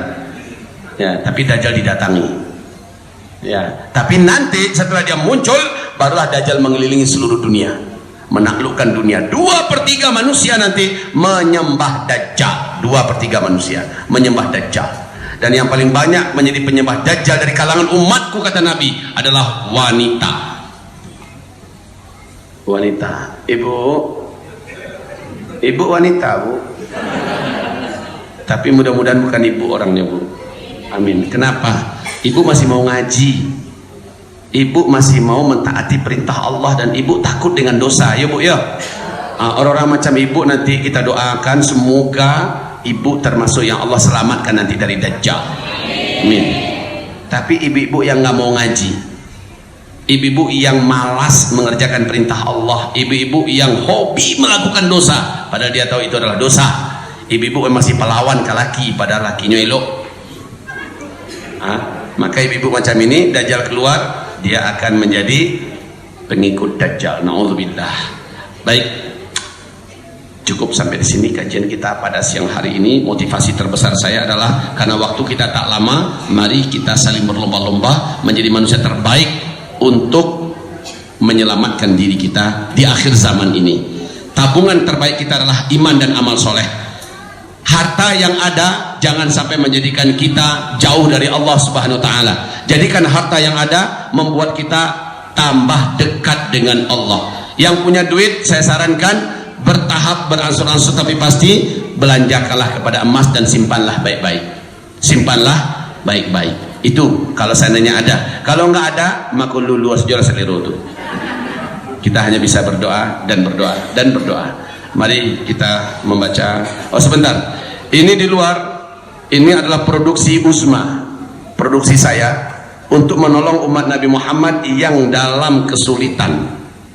Apa kesulitannya? Jika madu, ini madu murni yang sudah saya ruqyah, maka siapapun yang mengkonsumsinya, Allah menjamin dalam Al-Quran, siapapun yang minum madu yang benar, maka dia pasti akan Allah sembuhkan. Ditambah madu ini sudah disatukan dengan ayat-ayat Allah yang saya ruqyah, maka insya Allah siapapun yang sakit, semoga Allah sembuhkan penyakitnya. Tapi cara minumnya harus minum yang benar. Tolong jangan cara minumnya minum kita selama ini. Kalau minum kita selama ini, ambil madu, ambil gelas, 1 sendok, 2 sendok, 3 sendok, campur aja segala, dikocok, minum. Itu ingin cegah, maka cegah. Bukan begitu selama ini cara minum kita. Keliru. Cara minum Rasulullah SAW dan para sahabat adalah minumlah madu. Yuwana madu diminum. Capek hatinya Ustaz. Mau cepat sembuh enggak? Kalau mau cepat sembuh, madu ini menurut hadis-hadis sahih dari Rasulullah, makin banyak diminum makin cepat bekerjanya, makin cepat khasiatnya. Itu cara minum madu Pak. Ambo sabutu gua setengah kilo gua, insyaallah 2 kali minum putih gua. Lampai balik tahun tuh Pak, lampai balik tahun. Jangan Bapak katakan saya hanya teori. Bahkan mungkin ada yang sampai masuk ke videonya atau ke media sosialnya, 1 gelas ini Pak habis sama saya Pak, saya minum habis apa nih Pak? Bayi kilo ya begitu cara minum yang benar, maka insya Allah semua penyakit Bapak akan Allah sembuhkan ya Bu ya. Dan ini adalah madu, 3 madu yang saya kombinasikan, madu multiflora asli, madu lengkeng, dan madu alandu. Ini ketiga-tiganya kami kombinasikan agar bisa menghasilkan cita rasa yang istimewa dan spesial. Dan yang paling spesial ini diruqyah dengan amalan-amalan khusus yang dicontohkan Rasulullah dengan ayat-ayat pilihan. Semoga bermanfaat bagi umat. Keuntungannya 60% adalah untuk agama Allah Subhanahu wa taala. 60% untuk agama Allah, 30% untuk memutar balik modalnya, 10% ini yang saya jadikan untuk tim dan biaya personal lapangan. Sementara yang ini adalah kesturi. Idola dan kesukaan Rasulullah ini adalah kesturi. Kesturi ini barangnya sulit didapat, memang kualitasnya tinggi dan mahal. Kesturi asli yang juga sudah saya ruqyah. Ini berguna bagi yang mengalami gangguan jin, gangguan syaitan. Kata Rasulullah, syaitan itu masuk di tubuh kamu dalam aliran darah. Inna syaitan yajri fi ibni adam majrad dam. Maka siapapun di antara kita dan keluarga kita mengalami gangguan dari syaitan, tinggal oleskan, buka nanti kesturinya seperti ini, buka nanti kesturinya, lalu oleskan di ubun-ubun, oleskan di ubun-ubun kita. Ini umum mugis Pak, 100 induk penyakit letaknya di sini, dan ini yang dibekam. Kemudian di bawah telinga, di bawah telinga. Setelah itu di urat nadi, kemudian di kedua ketiak kita, oleskan di kedua ketiak. Dan di lubang pusar, tancapkan ke lubang pusat itu, putas kita bacakan Bismillah Allahu Akbar. Kata Rasulullah, lumbung dari seluruh penyakit itu adalah perut, dan setan banyak bersarang di situ. Letakkan situ. Bagi yang mengalami gangguan tak normal di matanya, baca WhatsApp agak berjam-jam sanggup, baca koran berlembar-lembar talok, tapi baca Quran 5 baris lah lalu. Banyak itu Pak, sedang dengarkan khutbah Jumat pasti tidur. Qad qamatis shalah, qad qamat berjagonya. Ini banyak sekali orang yang Pak, maka oleskanlah letakkan di sini, oleskan di bawah alisnya. Jangan dekat-dekat sini ya, jangan pedih ke mata. Di sini Pak, di sini. Dan siapa yang telinganya mendengarkan bisikan-bisikan jahat, mengajak yang jahat, atau mengajak agar Allah dimaksiati, Allah didurhakai dengan kata-kata kotor kepada Allah, berarti ada setan. Ini sudah bisa mendengarnya Pak, orang lain tak bisa dengar, berarti ada kejahatan gaib di sekitar telinganya. Tinggal letakkan itu tadi, parfum ini, buka ya, lalu masukkan ke dalam. Bismillah, Allahu Akbar. Bismillah, Allahu Akbar. Lalu setelah itu berdoalah, ya Allah, bila di tubuh hamba memang ada penjahat gaib yang menyebabkan hamba seperti ini, maka mohon hamba kepadamu ya Rabb, berkat kesturi kesukaan Rasulullah ini yang telah diruqyah, enyahkan mereka dari tubuh hamba ya Allah selama-lamanya.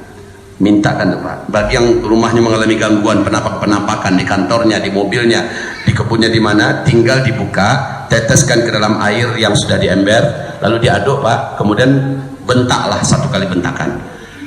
Hai musuh Allah, kalian yang ada di ruangan ini, keluar. Maka ambil air itu, percikan. Bismillah, Allahu Akbar. Bismillah, Allahu Akbar. Bismillah, Allahu Akbar. Begitu caranya Bapak Ibu ya. Masuk asar. Alhamdulillah selesai. Dan saya minta 5 menit kita berdoa bersama-sama ya. Habis itu baru kita nikmati sholat. Kedua-duanya ini 60%-nya adalah untuk agama Allah Subhanahu wa taala, dan ada di luar sana sudah tersedia. Baik, mari kita berdoa. Al-Fatihah. A'udzu billahi minasyaitonir rajim. Bismillahirrahmanirrahim. Alhamdulillahi rabbil alamin. Arrahmanir rahim. Maliki yaumiddin. Iyyaka na'budu wa iyyaka nasta'in. Ihdinas siratal mustaqim. Siratal ladzina an'amta 'alaihim ghairil maghdubi 'alaihim waladdallin. Amin. Allahumma shalli wa sallim ala sayyidina Muhammadin sallallahu alaihi wasallam wa ala alihi wa sahbihi ajma'in. Allahumma ighfir lil muslimina wal muslimat wal mu'minin wal mu'minat al ahya'i minhum wal amwat birahmatika ya sami'u qarib mujibu da'awat. ربنا ظلمنا أنفسنا وإن لم تغفر لنا وترحمنا لنكونن من الخاسرين. ربنا لا تزغ قلوبنا بعد إذ هديتنا وهب لنا من لدنك رحمة إنك أنت الوهاب. Ya Allah, ya Rabb kami, lindungilah kami seluruhnya di akhir zaman ini ya Allah, dari beratnya ujian yang akan Engkau datangkan, beratnya bencana yang akan Engkau timpakan, dahsyatnya petaka, musibah, huru-hara, kekacauan, kelaparan, kepanasan, kemarau ekstrim, dan kehancuran ekonomi dunia, serta fitnah Masih Dajjal. Ya Allah, hanya hamba-hambamu yang kuat iman dan yang banyak amal soleh lah yang akan Engkau jaga dan Engkau selamatkan. Maka ya Allah, kami mengaku di depanmu pada hari ini, kami telah letakkan dalam keadaan menengadah kedua telapak tangan kami kepadamu ya Allah. Kami adalah hamba-hambamu yang sangat minim amal soleh, hamba-Mu yang masih lemah iman, hamba-Mu yang banyak dosa dan maksiat. Ya Allah, kami tidak ingin termasuk di antara yang hanyut dalam petaka dan musibah bencana huru-hara akhir zaman, lalu kami sesat dan murtad. Ya Allah, kami berlindung kepadamu termasuk di antara hamba-Mu yang berguguran ya Allah di akhir zaman, hamba-hamba yang tak selamat ya Allah, kami berlindung kepadamu. Ya Allah, jadikanlah iman di dada kami, Engkau berikan kekuatan melebihi daripada kekuatan iman kami sebelumnya. Ya Allah, jadikanlah ketakwaan kami melebihi daripada ketakwaan kami sebelumnya. Tambahkanlah hidayah ke dalam hidup kami ya Allah, dan istiqomahkan kami menelusuri dan meniti siratal mustaqim di kehidupan ini ya Allah.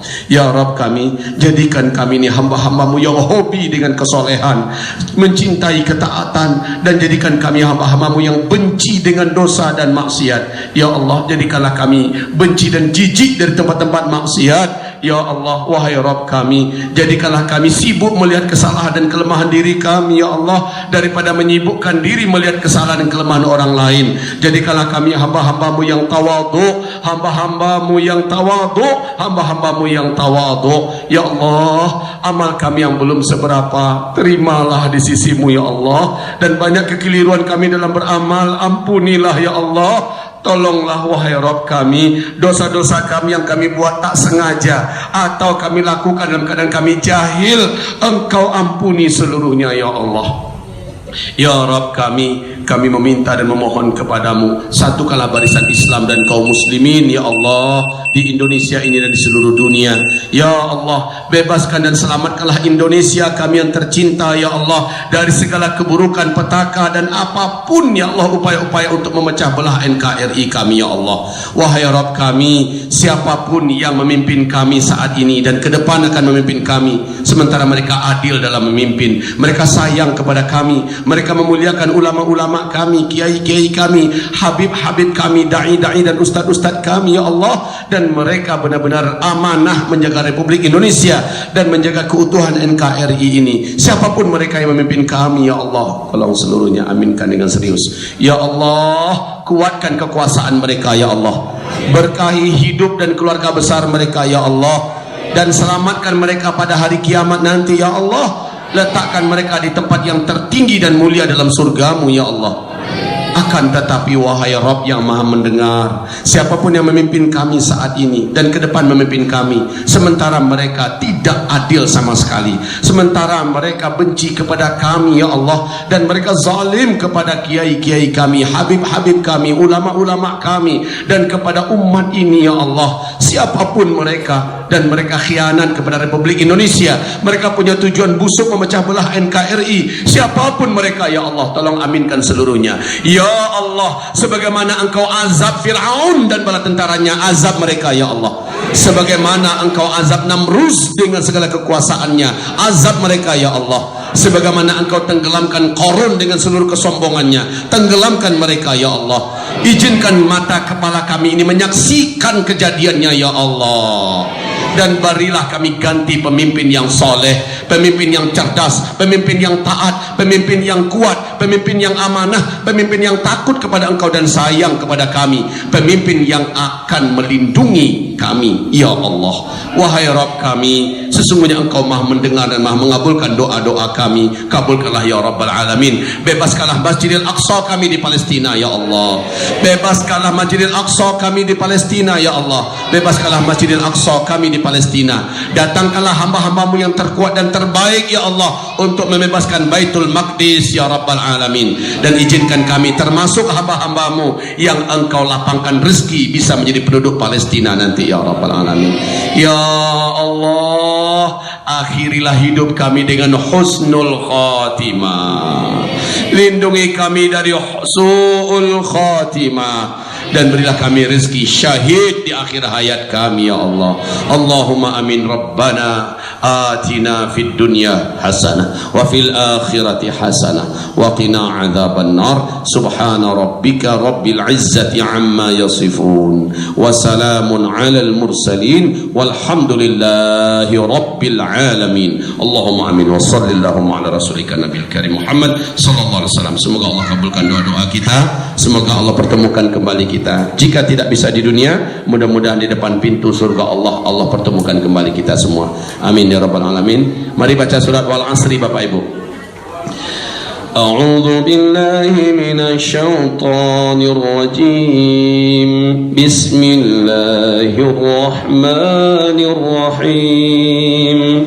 Wal 'asri innal insana lafi khusr illa alladhina amanu wa 'amilus solihat wa tawasaw bil haqq wa tawasaw bis sabr. Allahumma arhamna bil Qur'an wa sadaqallahul azim. Doa kafaratul majlis. Subhanakallahumma wa bihamdika asyhadu an la ilaha illa anta astaghfiruka wa atubu ilaik. Walhamdulillahi rabbil alamin. Semoga Allah gugurkan seluruh dosa kecil kita sebelum ini. Amin. Wabillahi taufiq wal hidayah. Wassalamualaikum warahmatullahi wabarakatuh.